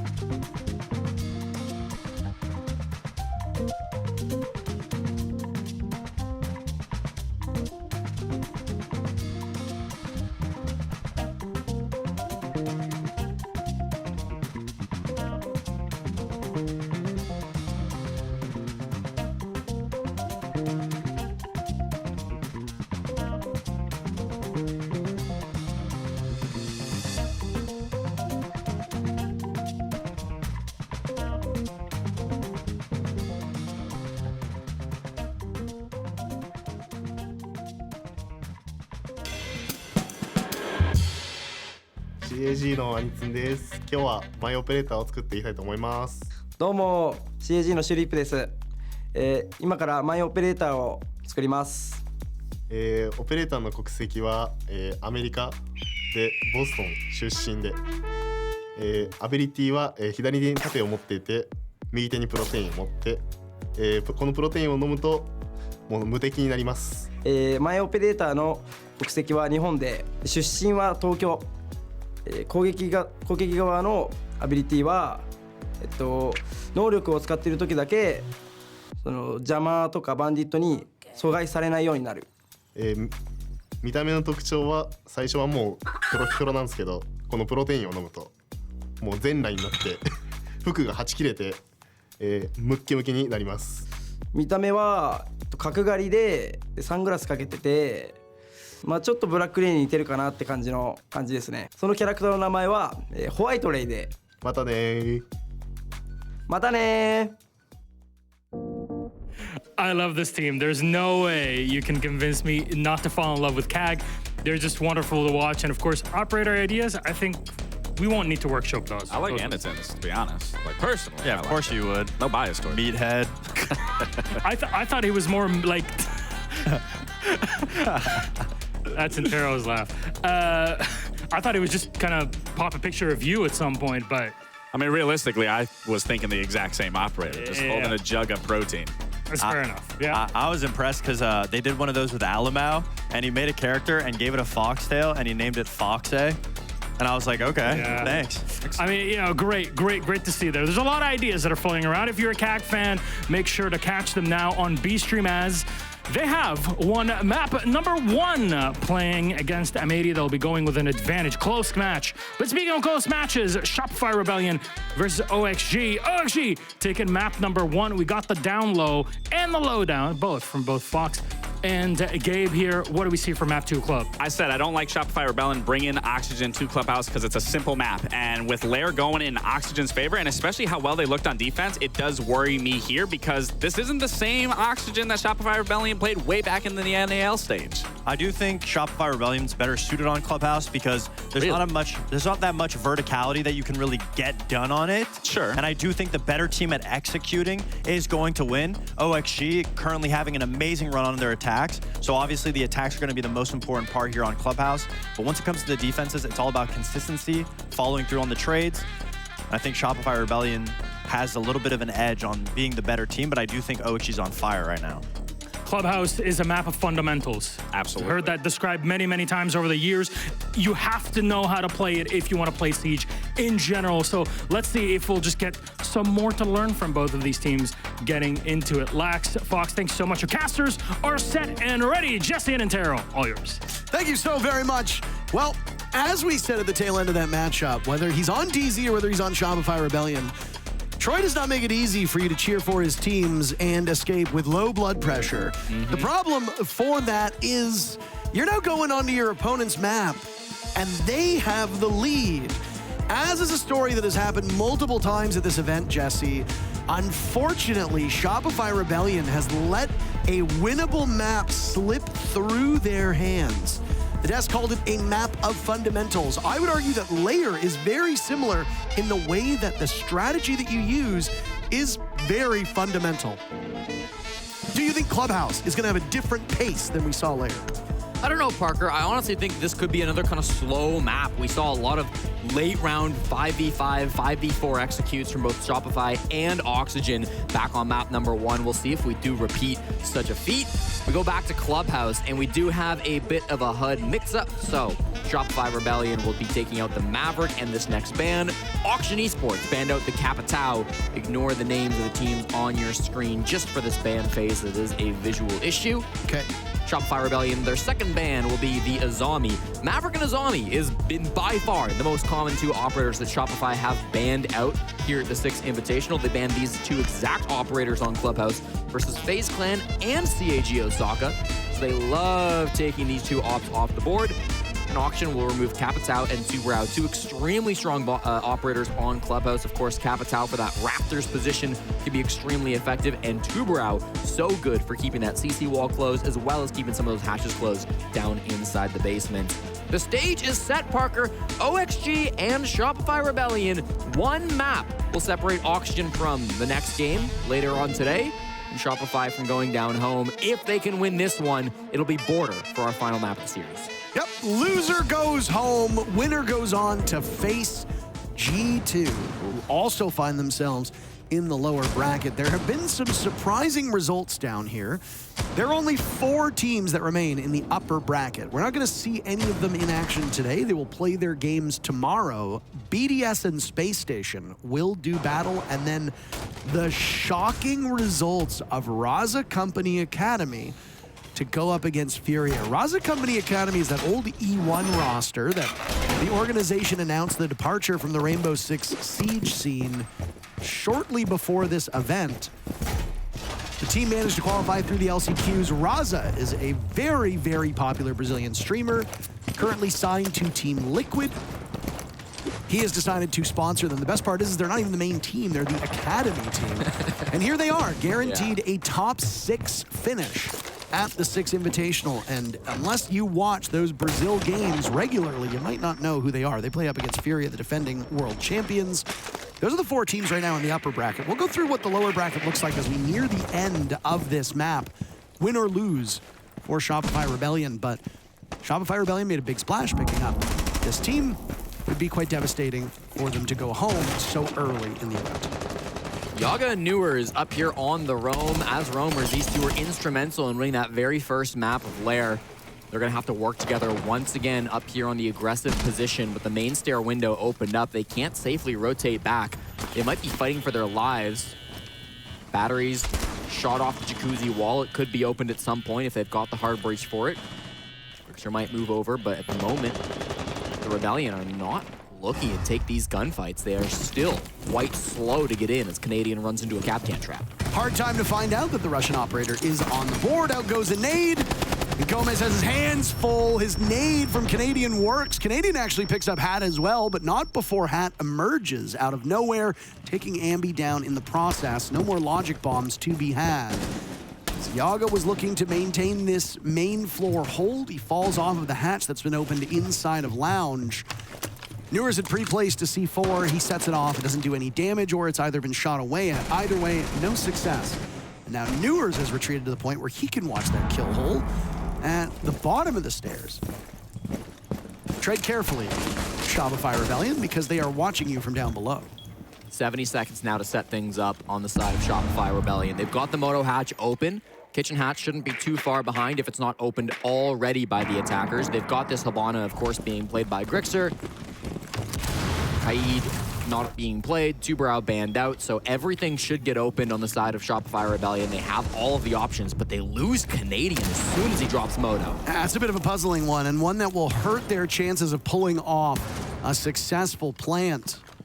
He will be the main focus for whatever defender is looking in that direction. Surf will take a place inside of Moto, just where Canadian died, but a bit more trepidation on the side of the Rebellion. Yaga holding this tight angle, and it'll be a standoff between the two. The question is who prevails. Rexon drops, so it's a 2v2. As both of these teams are getting their licks in, not a lot of time left. Surf dies, Grixer with Diffuser.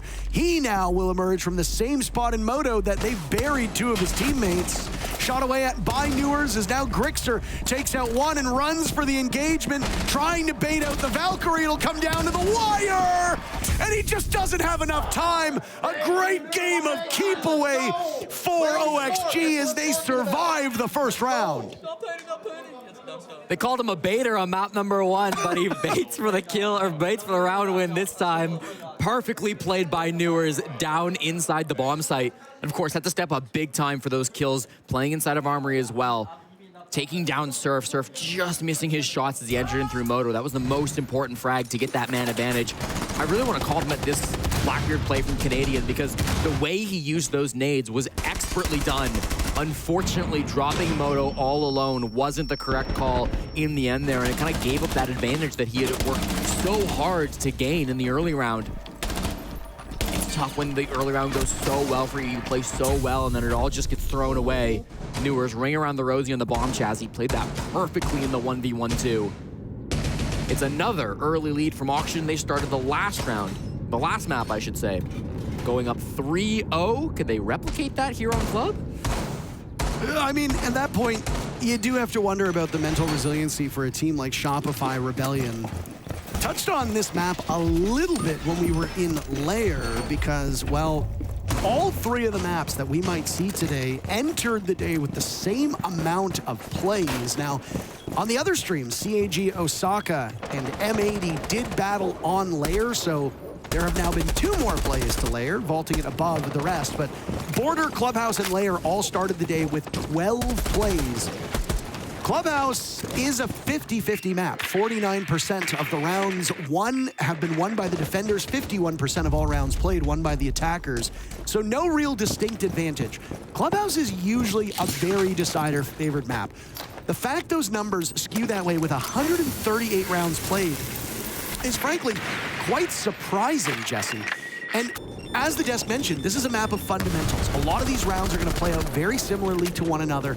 And I mean, for you and the analysts, it's kind of hell because you have to find the very micro adjustments that are made to show why something worked and why something didn't. At the same time, though, everybody knows exactly what needs to go on to win the round. Often you see teams focusing on this cache clear when they start to attack gym and bedroom. Shopify Rebellion started by opening the main jacuzzi breach and then getting some good Flores work done on the castled off windows too. It means that this clear needs to go well for them. They waste quite a bit of time. Yaga will be the first to step up. They're tying all around him. Yaga now punished on top of red stairs. Half of the round still to go. And they very quickly sweep through this off-site extension established by OXG. Losing Hat, losing Yaga. At least you've got people on cam duty, and you still got to account for the fact that there will be frost mats and goo mines littered around the map.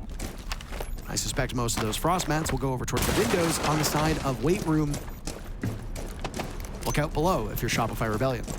The man advantage, I wonder if that breaching charge to get shot off the Logi hatch, it might have. No, it's opened up, never mind. So no worries then, it gets open. There is that frost, as you mentioned. Could be a bit of an issue as they do drop in. Man advantage for Shopify Rebellion. Rexon on the windows outside of sight. Grixer to late enter through construction. The other players options as they currently sit on the roof. Could go jacuzzi, could go for gym window as well. They'll take their time to clear out the util. Newers down below, where is he going? Well, Gomez is trapped in between a rock and a hard place. You mentioned where Newers was. Well, he's the last one standing. 1 kill as Shopify Rebellion gets ever closer to the bomb site. Rexon will be vulnerable for a matter of moments. He's relying on these 4 dead teammates now to give him information. Newers will look to get back closer to the bomb site as he realizes playing down below with that frost shotgun will be to no avail. Rexon relied on Grixer and Surf. He's put his faith in very good hands, and now Newers has to approach the Devil's Split. 1 towards Jacuzzi, 1 towards Logi door. There's almost no way for you to deal with a good crossfire. That's Surf to get that final kill as Shopify Rebellion answer back. You could see halfway through that round when OXG were in a tough spot when they made that call to go aggressive. Obviously, this cache side clear went really well for the Rebellion. So in the 3v4, Oxygen made a call. They had to get aggressive and make something happen around the 35-40 second mark. Newers went down below at the exact same moment that Gomez pushed inside of construction. Unfortunately, Gomez's play didn't really work out so well. Diaz melted on the site. And Newers, I think it was a good call to go below, but it would have been better if he had a nitro. It would have been better if he had some kind of util to stop a plant that was going down on top of the bed. Eventually, the plant got rotated. They put it on top of the concrete corner. You cannot deny it from down below, forcing Newers to push back up. Beautifully played late round from Shopify Rebellion. They know what they're doing in this game. And that's a clean round. No real mistakes from Rebellion. Opening things up early towards site. Mid-round clearing the cache side with a man advantage. Ready for the aggression in the late round, and then good plant spots to finish things off. Doesn't really get cleaner than that, despite the fact that they did lose some bodies in there.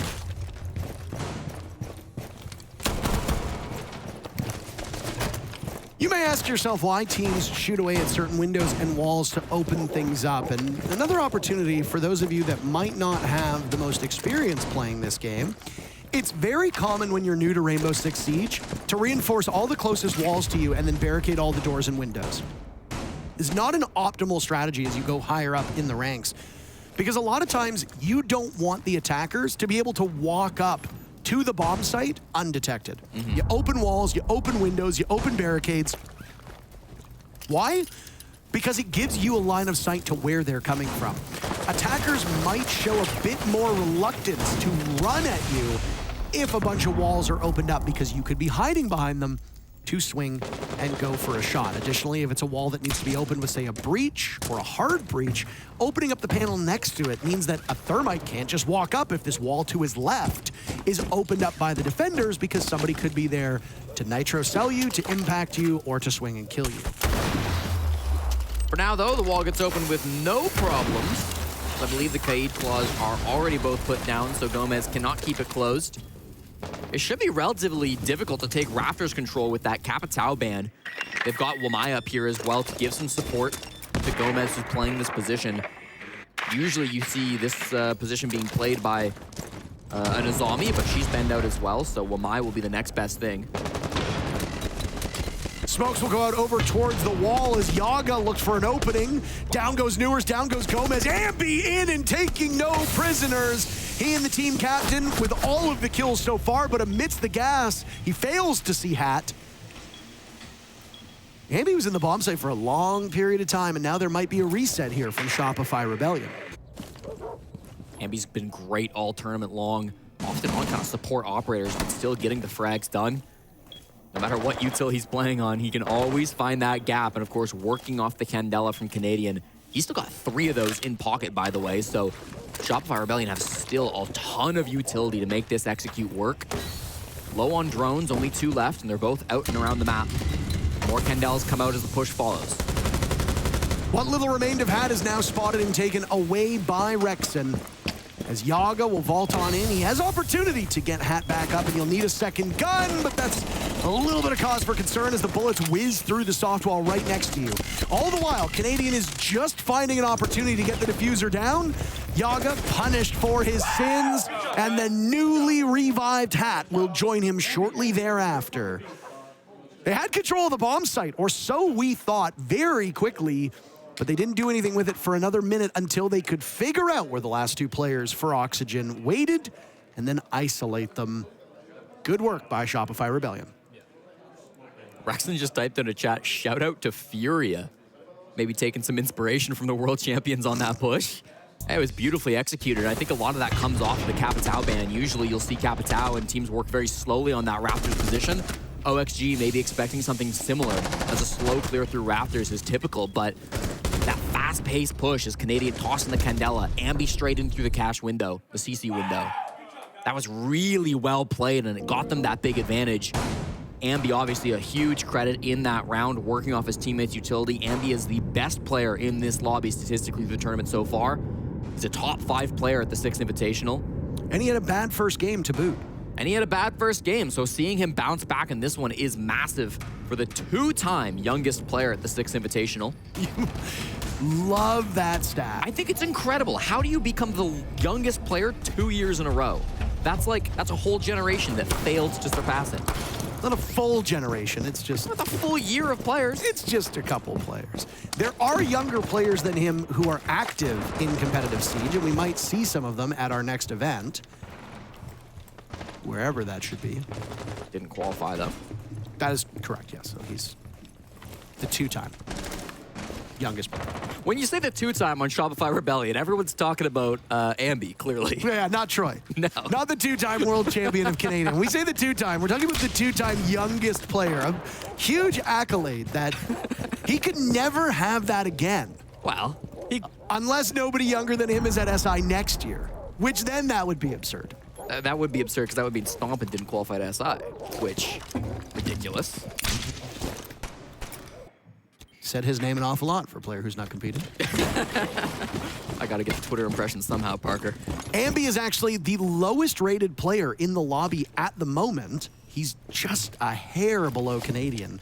So while you said he's their best player and one of the top 5, you wouldn't know it if you were just looking at this match. Yeah, this has been a tough one for him, but he's going to have to work with the team. He's going towards blue while the rest of his team is barreling down dirt tunnel. It's been a very direct push. The Logic Bomb forces all the players in OXG back to site. 5v5 execute is brewing for the latter half of this round, unless they can work some kind of a pick. Ambi, as we say his name, we have manifested his destiny. First kill will go out. Canadian taking some damage from that Nitro Cell. Impacts and C4s don't do the same damage that they used to these shield ops. Diaz will outduel Ambi, and numbers go back to even, though Yaga took a lot of damage very early in the round, if you recall. I think he's down to about 30% of his HP, which means a bullet from most of the attacker guns will kill him in a single shot, or at least it will down him. It won't result in a direct kill. Canadian and Gomez now in a standoff as Diaz's attention will turn towards the dirt tunnel where the Monty remains. Sitting on side of a mute jammer, Rexon will then find an opportunity to exploit the lack of attention to detail that they have. Gomez will fall at the hands of Surf, and Rexon saw the Wamai, but will actually let Newers escape. Down he goes. Newers with 2 kills. The impact will secure Surf and Canadian. Rexon makes up for it, though. He let Newers evade his grasp. He finds what remains of him, takes him down, and Grixer will get the final kill onto Yaga, as that's 3 in a row for Shopify Rebellion. And that's great patience. Great patience from the veteran on Shopify Rebellion. Rexon, 25 years old, so smart. That'll prompt attack. Make sure that if we're gonna leave Hather to die, we gotta play the trade. So they won the trade game, cash side or the cash side, and then we just didn't have enough bodies. Like we didn't communicate the power, right? Like make sure we're communicating the power. If we're going to power, talk to each other. Whoever's powering with somebody else, talk to each other. Right? They're not doing anything crazy. We're just losing. We're losing the first picks. Like the opening kills, we're getting slaughtered on the opening deaths. You know what I mean? So we need to make sure that we're winning those first engagements, and then everything else is default. Maybe the server over, plan a bit. You know what I mean? So pretty fucking simple for cash. You're gonna support what now? Yeah, I'm going to Yeah, let's go bend. That's fine. And for cash, like those fast plays are the only other option, other than just the default, the fast hit into the fucking server. The only other option. We need to be done up late game, right? You guys got to Talking about those opening picks from the side of Redeemer, that was something that Shopify excelled on through the first map of the series. Also on attack, they've excelled through the whole tournament. Shopify Rebellion are the best team at getting offensive opening picks through the Six Invitational so far. They've won 63% of total opening engagements on the attack. They were well above that number on Lair. They got 10 of the 14 first bloods. OXG, by the way, of those 2, they were traded back immediately. So while it wasn't Shopify Rebellion who got the opening pick, they equalized right away. Yeah. Jesse, here on Clubhouse, though, in terms of opening picks, it's 2 and 2. First 2 rounds, it was OXG to strike first. Hat getting both of those opening picks, both on to Ambi, and then Ambi got the opening pick in round 3 and 4, one of them on the Hat. Ambi's an early round player. He's an early riser. He is. Early bird gets the worm. You think Ambi eats worms? I think that's a little offensive. I don't think Ambi eats worms. I think he gets them and collects them in like a little pouch.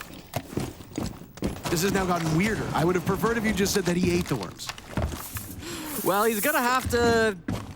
Yeah, I don't have a transition. Play well.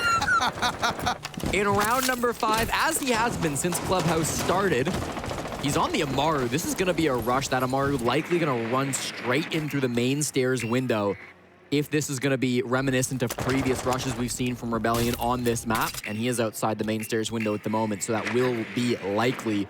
Redeemer did say the other option was a fast hit. If they're expecting this, they could shut it down, but it'll all be... Ooh, the castle barricade might be a little trickier. It'll all be down to if they can shut things up on Rebellion side of things.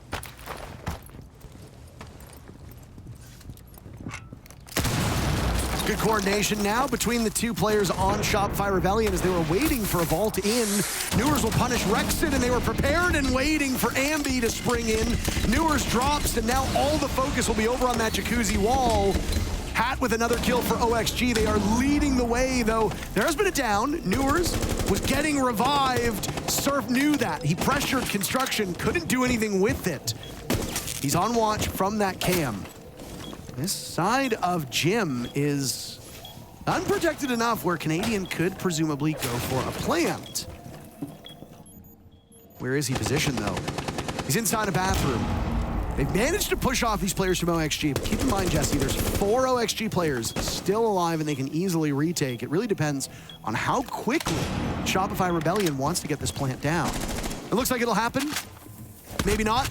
Ambi is prepared and waiting. He gets 1 kill, 2 kills, answered back as Surf is holding court. OXG had a great start to this round, Jesse, but it might be over in the blink of an eye. Last one left is Diaz. He sees Canadian. Canadian sees him now as well as Surf is just standing and waiting, giving nothing to Diaz. Canadian's still protected here. This is very winnable for Diaz if he plays it right, that is. You have to let Canadian plant at that point. Surf is not actively covering this, Jesse. No, he's been very passive this entire time. He's on the ground just chilling. It's okay. That's all. But like, where the fuck can he, like... Bro, if you watch this screen, this motherfucker's dancing on you. No, I know, but like, call like what you have eyes on, what you don't, because I don't know where I can plant. Yeah. I don't know where he can go. We're calling where he is, but not where he can go and can't go. Yeah, okay. You know what I'm saying? Yeah. So like, how the fuck can I plant if he can go He's anywhere? only short and only master. I could have said that, but keep it up, guys, round by round. Look, these are in their fucking head. Let's go, Andy. You got the money.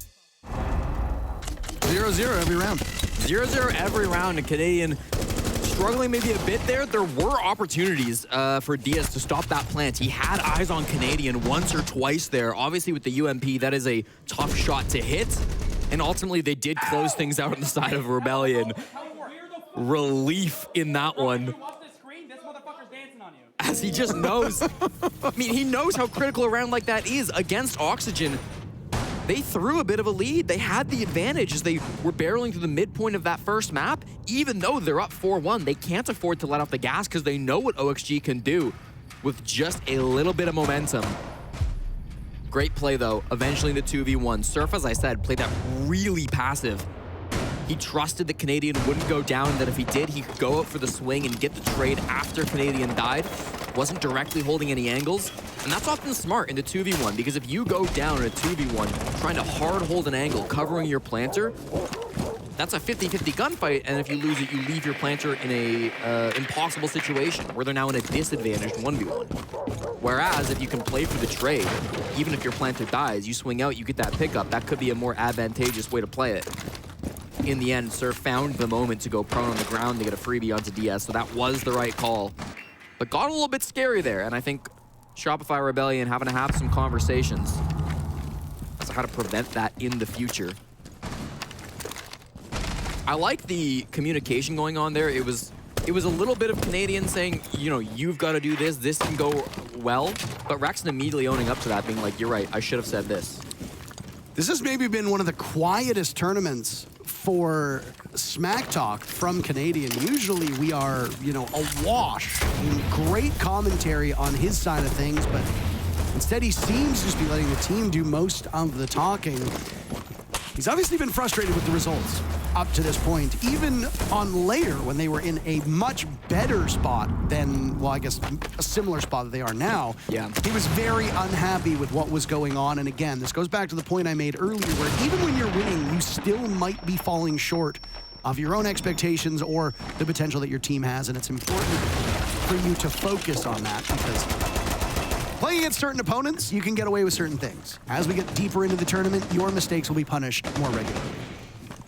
Canadian has won 4 different events on 3 different rosters. He's often talked about as a captain that makes everyone around him better, and it's those little moments that he always uses to teach his teammates that can really come out and be the difference maker.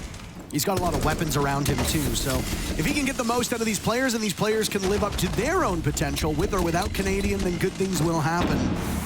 They start off round number 6 in rough shape. They surrender the opening pick. Canadian dies after some Candelas go off. Again, that's your defuse kit down. That's your team leader down. That's also your case down inside of Church. That is a devastating position to be in. Ambi tries to take up the same space but can't get it done. Hat with 2 kills so far, pulverizing Shopify Rebellion as they go for an opening into the bomb site. Rexon's position over towards blue. Jesse has now been given away, and Oxygen are not moving a muscle here. Really good patience from them. As Krickster looks for an opening, 2 players inside a church, and all they can do on the side of Shopify Rebellion is pray. Get these attacks up, baby. We got this. Almost a flawless round for OXG as they only suffer through a single death. They pick up their second round as defenders, and now the side swap will come in with Shopify Rebellion going to defense up 4-2. Yeah, the pacing on that basement site, obviously, OXG not committing much to their own game on that final round.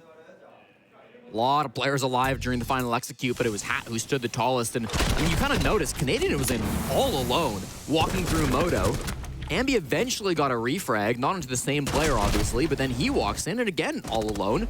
You can see it when we're watching Hat's POV on these replays. He's almost expecting another person to swing out through Moto, but it's happening very individually, one by one. It's allowing the TCSG to thrive. That's a weapon that sometimes can struggle with its single rate of fire to get a bunch of kills at once, but when you feed them one at a time, it's gonna be a player like Hat who steps up and takes them every single moment. So that was well played by the anchor on Oxygen, and that does give them a bit of life in the series.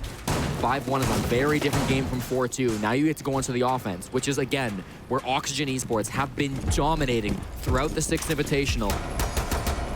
If they can get 4 attacks here, just as Shopify Rebellion did, then they'll force an overtime. If they could somehow get 5, then they'll earn themselves a match with G2.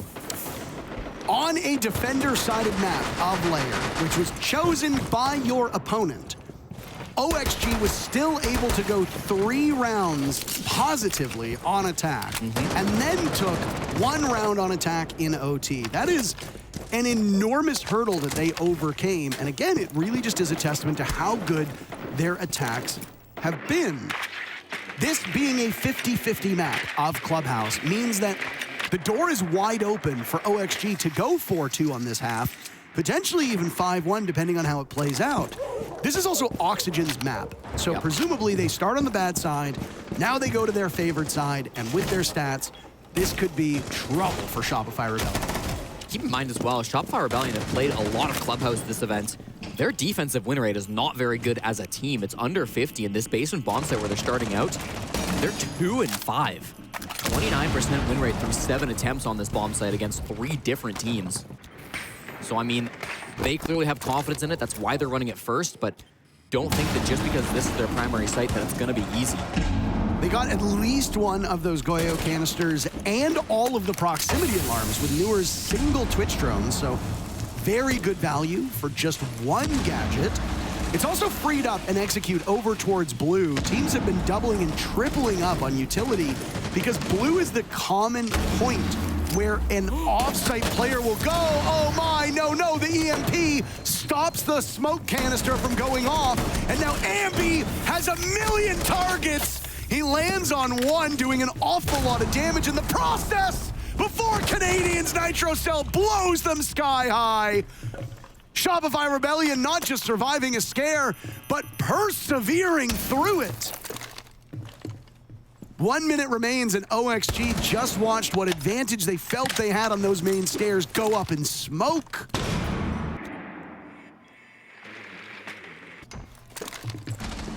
You're speechless. Devastating as OXG lose 3 of those players on the main stairs.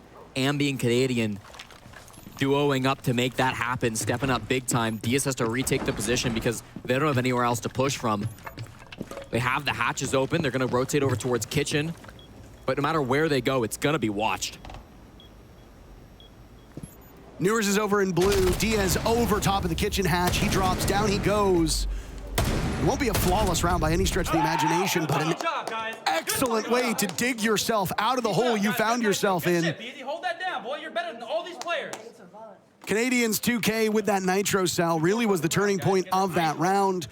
And we said a 5-1 half is possible for OXG. Well, if that's to materialize, they have to win the next 5 rounds in a row. If not, 4-2 is likely the scoreline that we will see out of them, which means overtime is on the board for the second map in a row. You know, we only saw Ambi get 1 kill. It was this one, but most players in this spot are getting 0. I'm sorry. The way that he was still able to stall things out for Canadians Nitro to come up to get that 2K, It was incredibly impressive, and even though his Toxic Babe got EMP'd, so he couldn't stall things out, and even though he was up against a blitz of all operators close range, he still managed to take one with him and stall things long enough for Canadian to rotate over with that Nitrocell. That was incredibly impressive from the young star of Shopify Rebellion. Ambi 7-7 through this game so far. Surf might have a more impressive KD, but Ambi for me has been so impactful. They've both been fantastic in this series, and everybody on the Rebellion seems to be showing up today on Clubhouse. But it is those high pressure, tough situations where maybe the numbers aren't the most insane, right? It's only one kill, but taking into consideration the context that Ambi was in, the pressure he was facing, it's those kills that will define a round and that will make the difference between wins and losses. Really even on opening duels up to this point. Shopify Rebellion with 3 opening picks to 4 for OXG. And Ambi thinks he has a read on one player in Oxygen over towards Stock. He lights up that metal shelving unit. Boy, it must be shaking in its boots. Ambi's drawn even, by the way, 7 kills, 7 deaths. You highlighted him as top-rated player on the Rebellion. He's managed to get out of the basement. In this series now, he's jumped all the way up to the 3rd highest rated player. It's Canadian right now with Rexon, actually very close by. As for OXG, as we see in a lot of their games, there's really nothing to note in terms of standout performances one way or another. Gomez statistically has had the roughest go of these series, but again, that's pretty good for OXG. If you've got somebody like Newers or Hat at the bottom, then that's a little concerning. He's rotated all the way to the basement. I think he dropped the Stock hatch, so that's something that the Rebellion are gonna have to watch out for. They've got their hands full at the moment, though, with this cash extension still. Oxygen have to watch out for Andy. Here comes the breach. This makes the position much harder to play, but Canadian's gonna bandit trick the first. Second Selma should still open up, and the pressure's still coming. Canadian manages to make his way out of a bad situation and now will disappear in construction as Surf, who was originally on red stairs, absorbs all the bullets that were thrown his way. Down goes Newers as well. What did I say about Newers being towards the bottom? That is bad news for OXG. No death marks for the remainder of this round, and arguably your most talented fragger is also gone. They're the same person. That's bad. Yeah, I mean, this round, it's only a 4v5, but it's a disaster. If Gomez can at least trade one back, but he's just off on the timing. Wants to find Ambient, who's still lurking around this basement. They will pick up Rexon, actually. I think that was Yaga, wasn't it? They might be able to recover Rexon, though, still. He is in a pretty safe position. If he can just get around the corner inside of 90. Looks like Grixer will pick him up. Crawls on over. Now Gomez will assert himself as Ambi was trying to get back to the bomb site from downstairs. 4v4 as Canadian now eliminates Hat, and the advantage will go back to Shopify Rebellion. The bad news for OXG is that Clash is still on the board. Surf's strength will grow the deeper into this round we go, and there's only 10 seconds left. Oxygen seems trapped, trying to get into the bomb site, and just as in the previous round, Shopify Rebellion will sweep through the final set of kills. Don't be a pussy, bro. Don't hesitate. Look at that. We don't hesitate. We won the fucking round. Shopify Rebellion now sits on map point, on their opponent's map. Sometimes viewers are critical of putting the top frag onto the Clash, but Surf plays it so well. The secondary support player stepping up for Shopify Rebellion in that round, slowing things down. It was Ambi who got the opener. Nobody watched for that flank on the side of OXG. They should have known that he was down there. They were putting pressure on him when he was down inside of Lounge. Didn't recognize that he could be returning back up through Secret to get that flank off. That started things off strong, and then what did they do? It just got out. Canadian said, I don't need to play Cash anymore. We've got the man advantage. We've still got the Clash. Surf was staring at them the whole round. And eventually, it just got to the point where OXG had no choice but to separate themselves, try to push different angles. They got isolated one by one. It is 6-2. This second map, despite being chosen by Oxygen, has been a dominating show of force by the Shopify Rebellion. Yeah, really quite a striking scoreline, and I'm just kind of shake my head at how you on your own map go into overtime and lose 8-6. Then you go onto your opponent's map and you are just dominating. There are times where I'm sure these players look back on lost opportunities a lot of this Shopify Rebellion series have lost opportunities for this team. They have been left wanting. They're the only team to get 0-7'd so far at this event. Seems like when things fall apart for this team, it is hard for them to get out of that spot in a good direction. A little bit of hope here if Auction can bring this back to overtime. As Super told his team in map number 1, they have struggled. Oh! Jesse had obliterate Surf, turns up being a red mist before Grixer trades that right back. So advantage for OXG, but nothing gained. I believe you were speaking before Had interrupted you. Oh, well. Hat's got more important things to say than me. He said it 9 times. Canadian very aggressive over inside of Gym. This is a full-on construction side push from Oxygen. Canadian is in a do-or-die spot, but the track should give us position away. Now OXG can work their way onto a pick. 3 players out on that jacuzzi balk. They only know that there's 1 at the moment. Ambi thought the coast was clear. Canadian outduels 1. Grenade goes in, does not claim anybody, and now Canadian is on the run, seeking safety over in bathroom. Bullet tracers through the soft wall, and Canadian will not overstay his welcome, but he's worried about Logi. He tried to get back to the safety of Rexon's dock, but he can't do it in time. Newers is simply too good. OXG now with the numbers advantage, but you're gonna run up against a smoke and a dock. 2 stims for Rexon. All 3 gas canisters for Grixer. At this point in time, OXG will need to move somebody off of the main push through construction, either onto the window or through garage. They have a minute to do that, plenty of time. Yeah, the main breach still being closed is a big problem for Auction. They have the hard breach, but I'm not sure that they can deal with the electricity. Those bandit batters from Surf still exist, and if they don't get that main wall open, the push will be very linear. I don't see anybody currently rotating to garage. Maybe Gomez as I say this. Down goes Rexon. Hope is still here for OXG to survive for a little bit longer, if not outright win. Grixer will smoke off the plan of Diaz, and Newers follows up, fearless as ever. Fucking round, let's go. Come on. OXG take their 3rd. They've still got 3 more rounds ahead of them that need to be won just to go to overtime. It will be a long road, almost as long as some of the faces on the bench of Oxygen. Yeah, and I like that decision to rotate over towards the construction side push. From the very start of the round, they knew they were not going to be contesting garage, nor were they going to be able to open up that CC breach.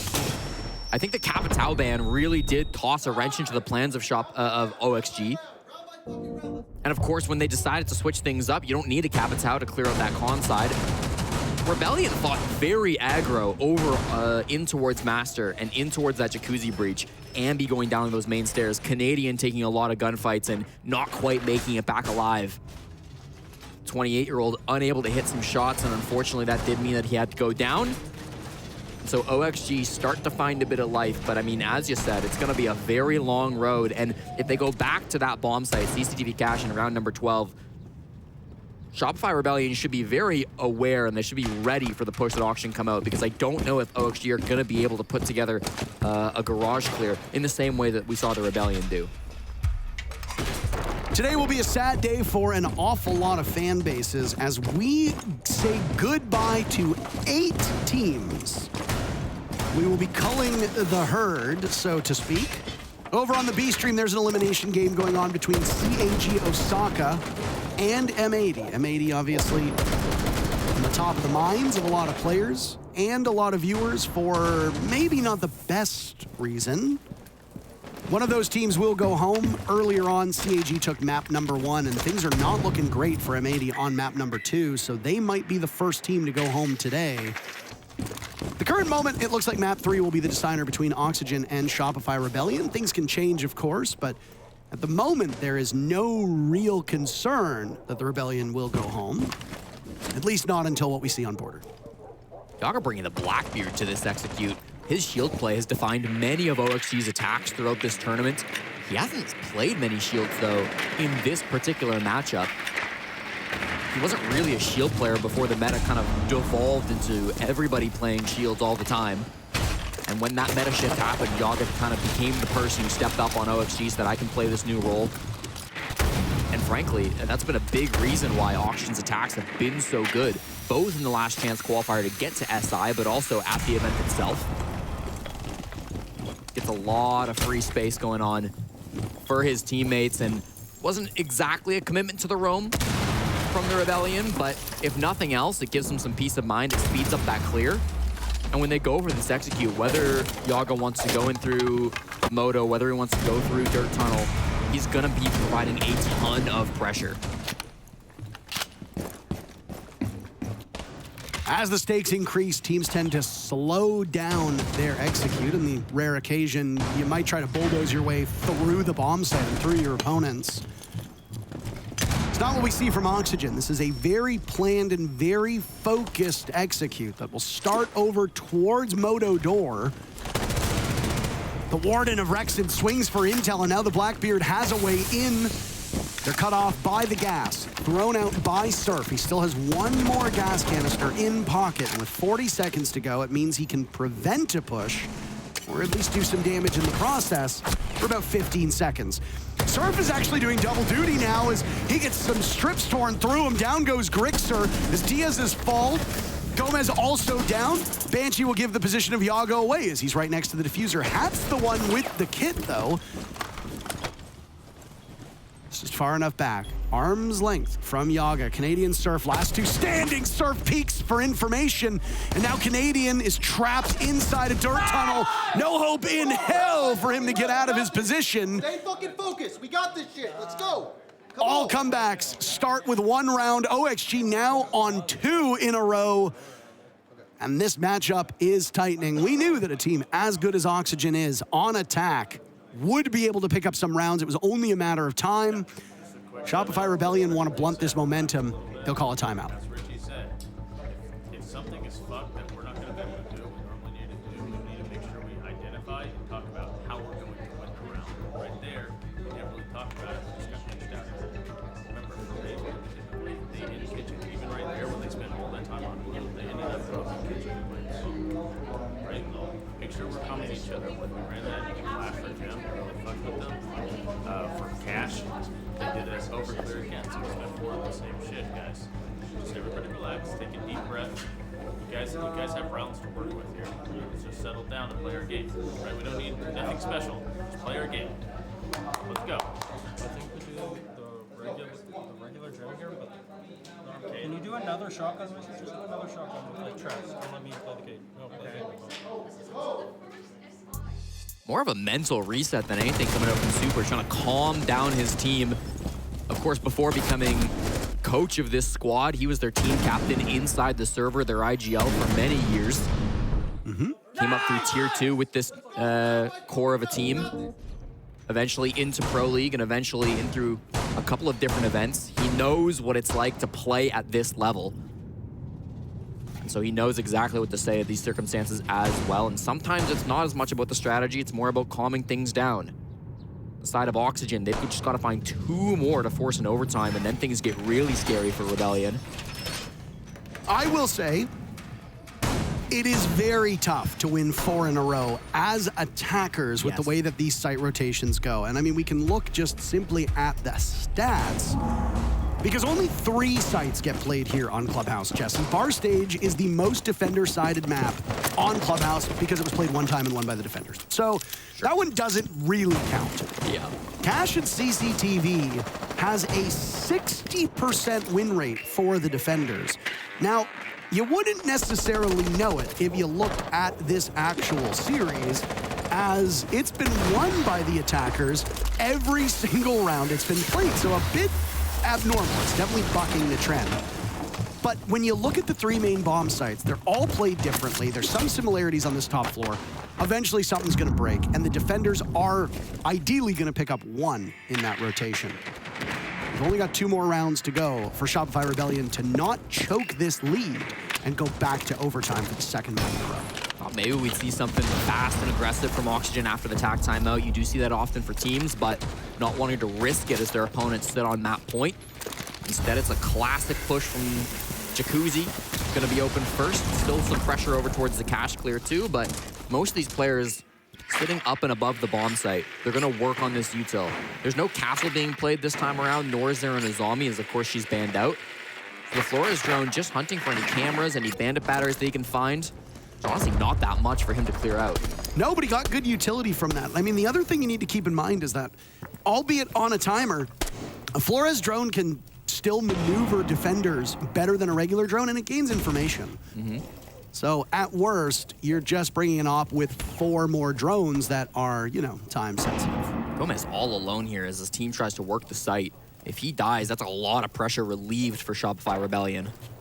Now he's standing alone on that breach right now inside of CCTV. Ambi and Canadian are not far removed.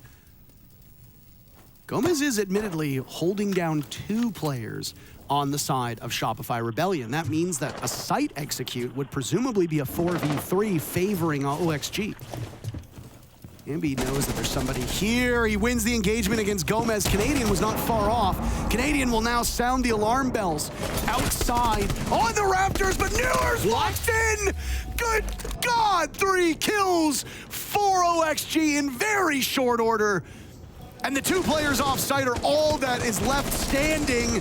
Yaga reduces that to just Ambi, and Hat finds the final kill. 5 unanswered frags for OXG, all off of the back of Newers. That is a back-breaking round, and OXG push us to the final round of regulation. New crew stand up. What a ridiculous play. Everything was falling to pieces on the other side of the map, but Newers just said, what if I hit the site? That was a nice clear on Ambi, but this just didn't matter. Newers got so deep and they had no idea lining up for him. Nobody could respond. He found the gap and he hit it. That's the play that starts to win games, and Newers has stepped up so huge for Oxygen Esports. He has the best KD ratio on attack out of any player on offense, and plays like that are exactly why entered into this day with a 1.58 on offense. It's probably going to go up after this game against Shopify. He and the team have got to do it one more time, but after they deny the comeback from the TAC timeout, after they close out a round that realistically Shopify Rebellion looked like they were in the lead for, does the mental get shot? Do echoes of Astralis from 2 years ago come back to haunt this roster? It's a weird feeling with this series. I don't know if you've picked up on it as well, where maybe it's just the way that Shopify Rebellion have approached their matchups, but it almost feels like they're fighting from behind every single map, even when they're in the lead. Yeah. This 6-2 scoreline feels like 35 minutes ago. Very little confidence has come from that Rebellion bench. A pivotal round, and boy, oh boy, would this not break the hearts of OXG fans if after the last 10 minutes of domination from OXG, it was Shopify Rebellion to win the round and win the map. Canadian started the round inside a kitchen, as he so often does. He dropped pretty early. It's well known that the captain likes to start rounds aggressive in that spot. This is the smoke clash play that we saw previously. Yeah. It was against FaZe Clan, wasn't it? Can't remember which team it was against in particular, but it was an innovative strategy where Surf is effectively unstoppable, but Gomez is right into it. They knew exactly how to play it. They saw Ambi's feet on the stairs, and now it's Surf in a very rough shape. If he tries to escape from this predicament, he might not do it with his life intact. Canadian's Nitro Cell from below finds success yet again, but the advantage swings right back to OXG as Hat punishes Surf. A 4v3, 90 seconds have been eclipsed in the round. Oxygen with 4 players can now put 2 bodies on main stairs, 1 on a hatch and 1 over towards blue, and spread themselves out. Not too thin, though. They've still got the Blackbeard as well. Meanwhile, on Shopify Rebellion side, they lost the shield. It's honestly such a big 2K coming out from Oxygen. A ton of utility was just cleared out, as 2 full operators worth of util was dedicated to those main stairs. Yes, Canadian gets to trade back with the Nitro, but I mean, Gomez did his job on the Ram. The vert play was successful. Now with 45 seconds, can they convert the execute? They're gonna play kitchen hatch, they're gonna have players main stairs, and Newers through blue. They'll flash down, and Newers shreds through Grixer. Canadian with 2 kills so far. He's got all of them for his team in this round. He's down for the count. It's Rexon and now Clutch. as he tries to retake. A beautiful set of shots from Rexon. But now he has to deal with a Blackbeard one-on-one, and his position inside of Church well known. He has no read on Yaga. Holding down the angle on the right. Now Rexon gets a good idea, but a very, very tough shot will need to be made. Gunfire goes in. Yaga exposed for a second. Rexon will take up ground ever closer. Shotgun out. Trying to find Yaga, but Yaga's playing this one so well. Yaga's prepared and ready for it. 4 rounds in a row. OXG sends us to overtime. And he just plays it perfect. Let's fucking go, guys. Let's go. There's no way with the Blackbeard. Rexon put it all on the line, but he couldn't find the final one. Focus up. Let's go. Let's go. We got this. How did Rebellion choke this all the way to overtime? It's been brilliant play. They've read into every move that Shopify Rebellion have made. Oxygen have somehow pulled this back from the brink. Surf on the clash, fumbling things. Newer's a great entry in through blue, as we discussed. These were some disgusting shots, but nobody's gonna remember these if Shopify Rebellion don't win this OT. And it's on the OXG skin, too, to add insult to injury. That's a beauty. Warden with the OXG skin, chasing down Oxygen. We have quite the series on our hands, Jesse. And how do you not let that get to you? I mean, listen, Shopify Rebellion is a very experienced core. Canadian, the most experienced player in North America. Rexon and Grixter have been playing together for years and years. Ambi is young for sure, but still, this is his second invitational. He is by no means new. And even Surf, it's his third event. Feels like a bit of a newer addition to this roster, but he's been to multiple international tournaments before this. He was the best player for the Sonics back inside of Montreal. Now more than ever, they need to buckle down. Things could very easily slip away. Nobody thought Oxygen could complete this game, but they're just 2 rounds away. The unthinkable really does seem like it's happening here on Clubhouse.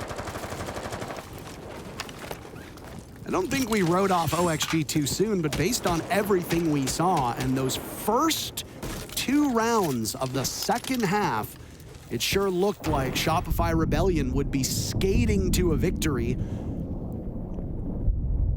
One of the biggest focuses on this bomb site is opening up that CCTV breach. It has been accomplished. As Oxygen use some EMPs, they use some Zofia stuns, 2 more explosives in the lifeline for Gomez await as Hat is wondering, should one of these defenders take up space over by the breach? He will be prepared and waiting for it. This is kind of where the decision needs to be made, though, from Oxygen. Are you committing to clearing Master and going through construction, or are you going to take Raptors? You have to take one, surely. Neither is easy. This has not been an objective-based game at all. Only 3 diffusers have been planted at this point. Shopify with 1, Shopify Rebellion with 1, OXG with 2. Taking down Yaga early is very good for these defending players, especially given that it was a Ying. No more Candelas, no smokes on the board. She not bring smokes, admittedly.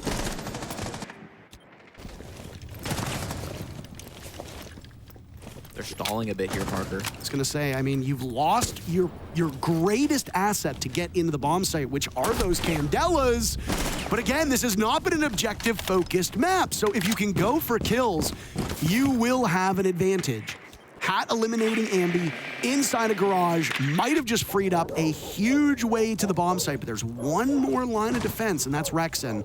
Playing on rafters with Doc, with the stim pistols. It's a very powerful spot for this defender to be in, but you're running out of time, only 30 seconds left. You know exactly where he is. They have to put pressure on him quickly. Here come the flashbangs. That might be enough. Oh my God.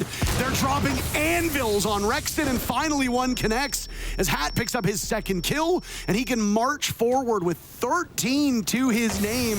Gomez looking for the free and clear read. Surf shuts him down.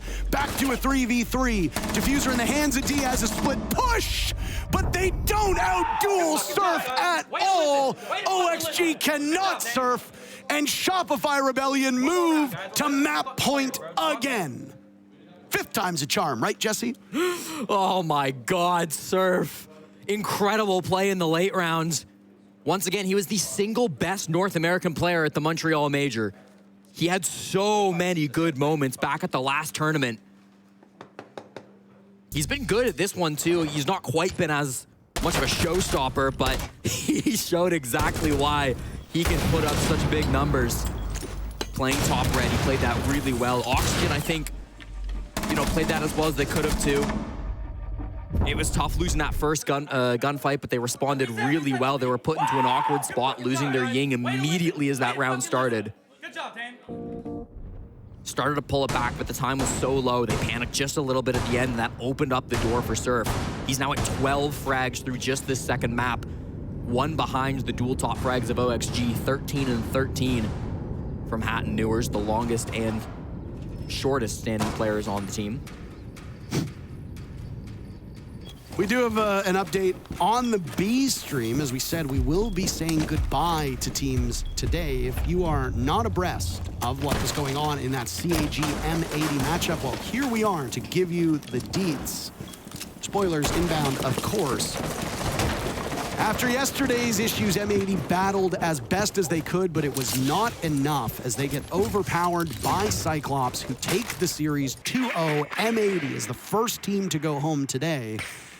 Another North American team will join them in short order. It could be in 6 minutes, it could be in an hour or so, depending on what happens here with Oxygen and Shopify Rebellion.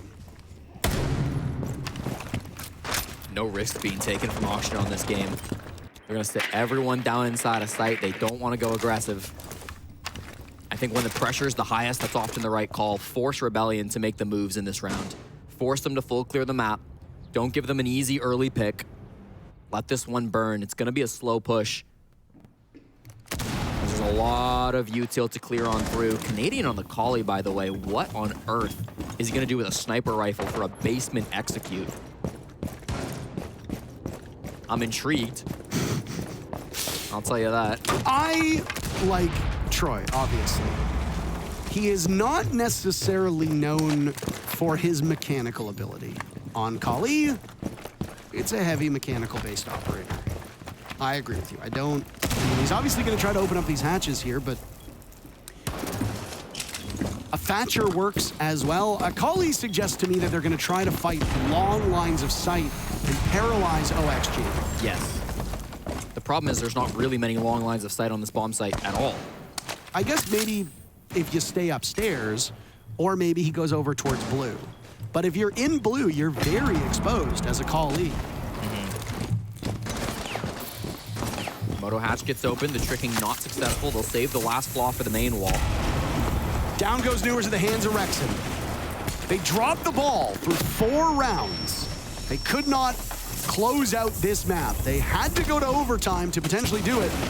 And with that pick on to Newers, things seem to be trending in the right direction for Shopify Rebellion. Now it's Diaz taking some damage over to, oh my God, over towards the back of the bomb site. Rexon yet another.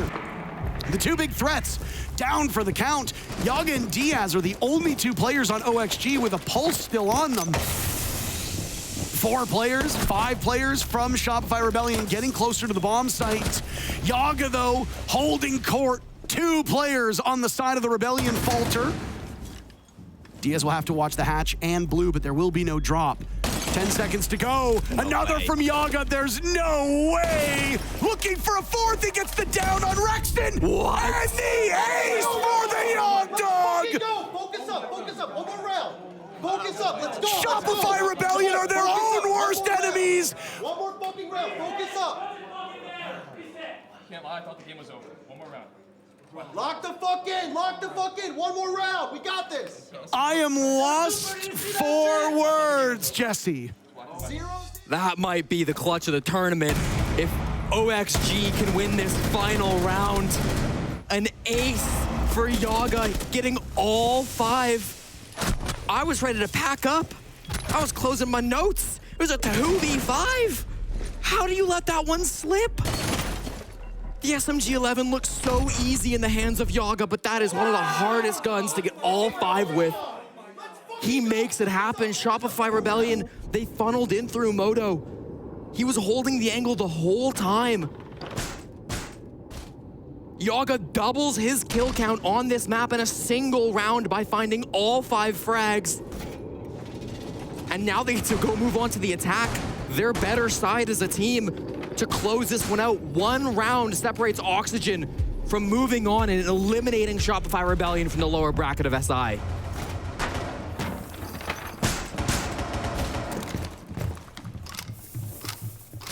I've seen a lot of things in my tenure as a caster, but that clutch is something special.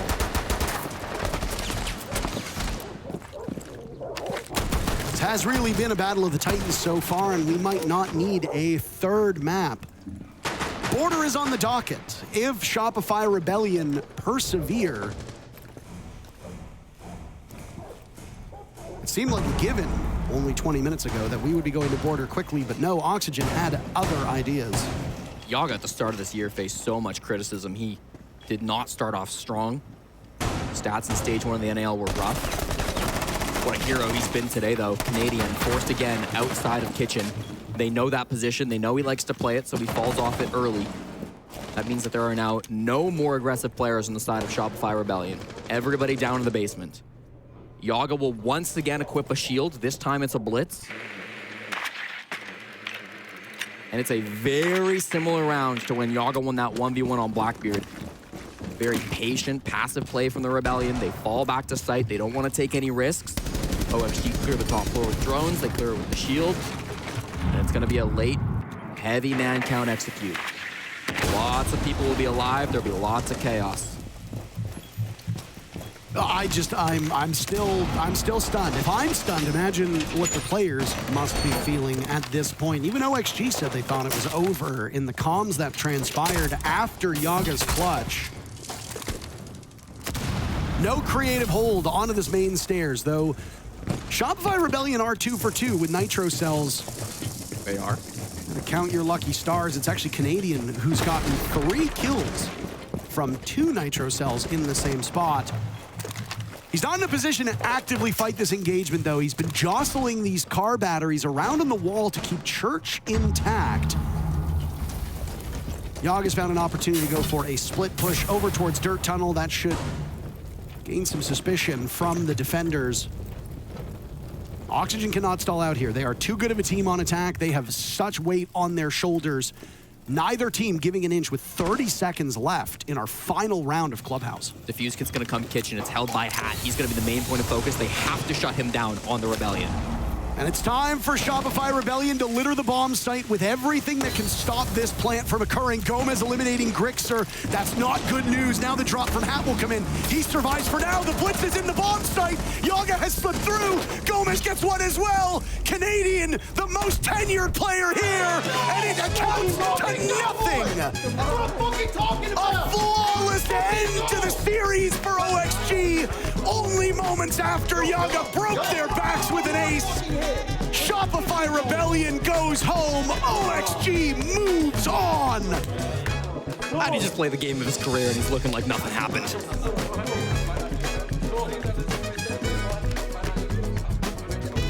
They came in with so many expectations on their shoulder, getting picked up by what has become one of the biggest orgs in all of esports. Snatched up at the 11th hour after Sonics imploded as an organization.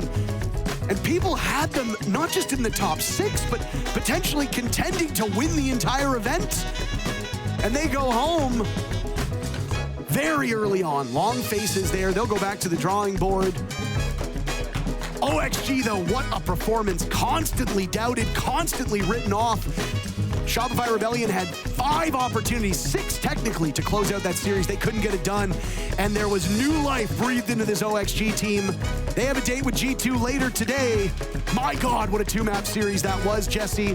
We get a break, but the analysts, well, they get to tell us what they thought about that bash. We'll be back in a few moments.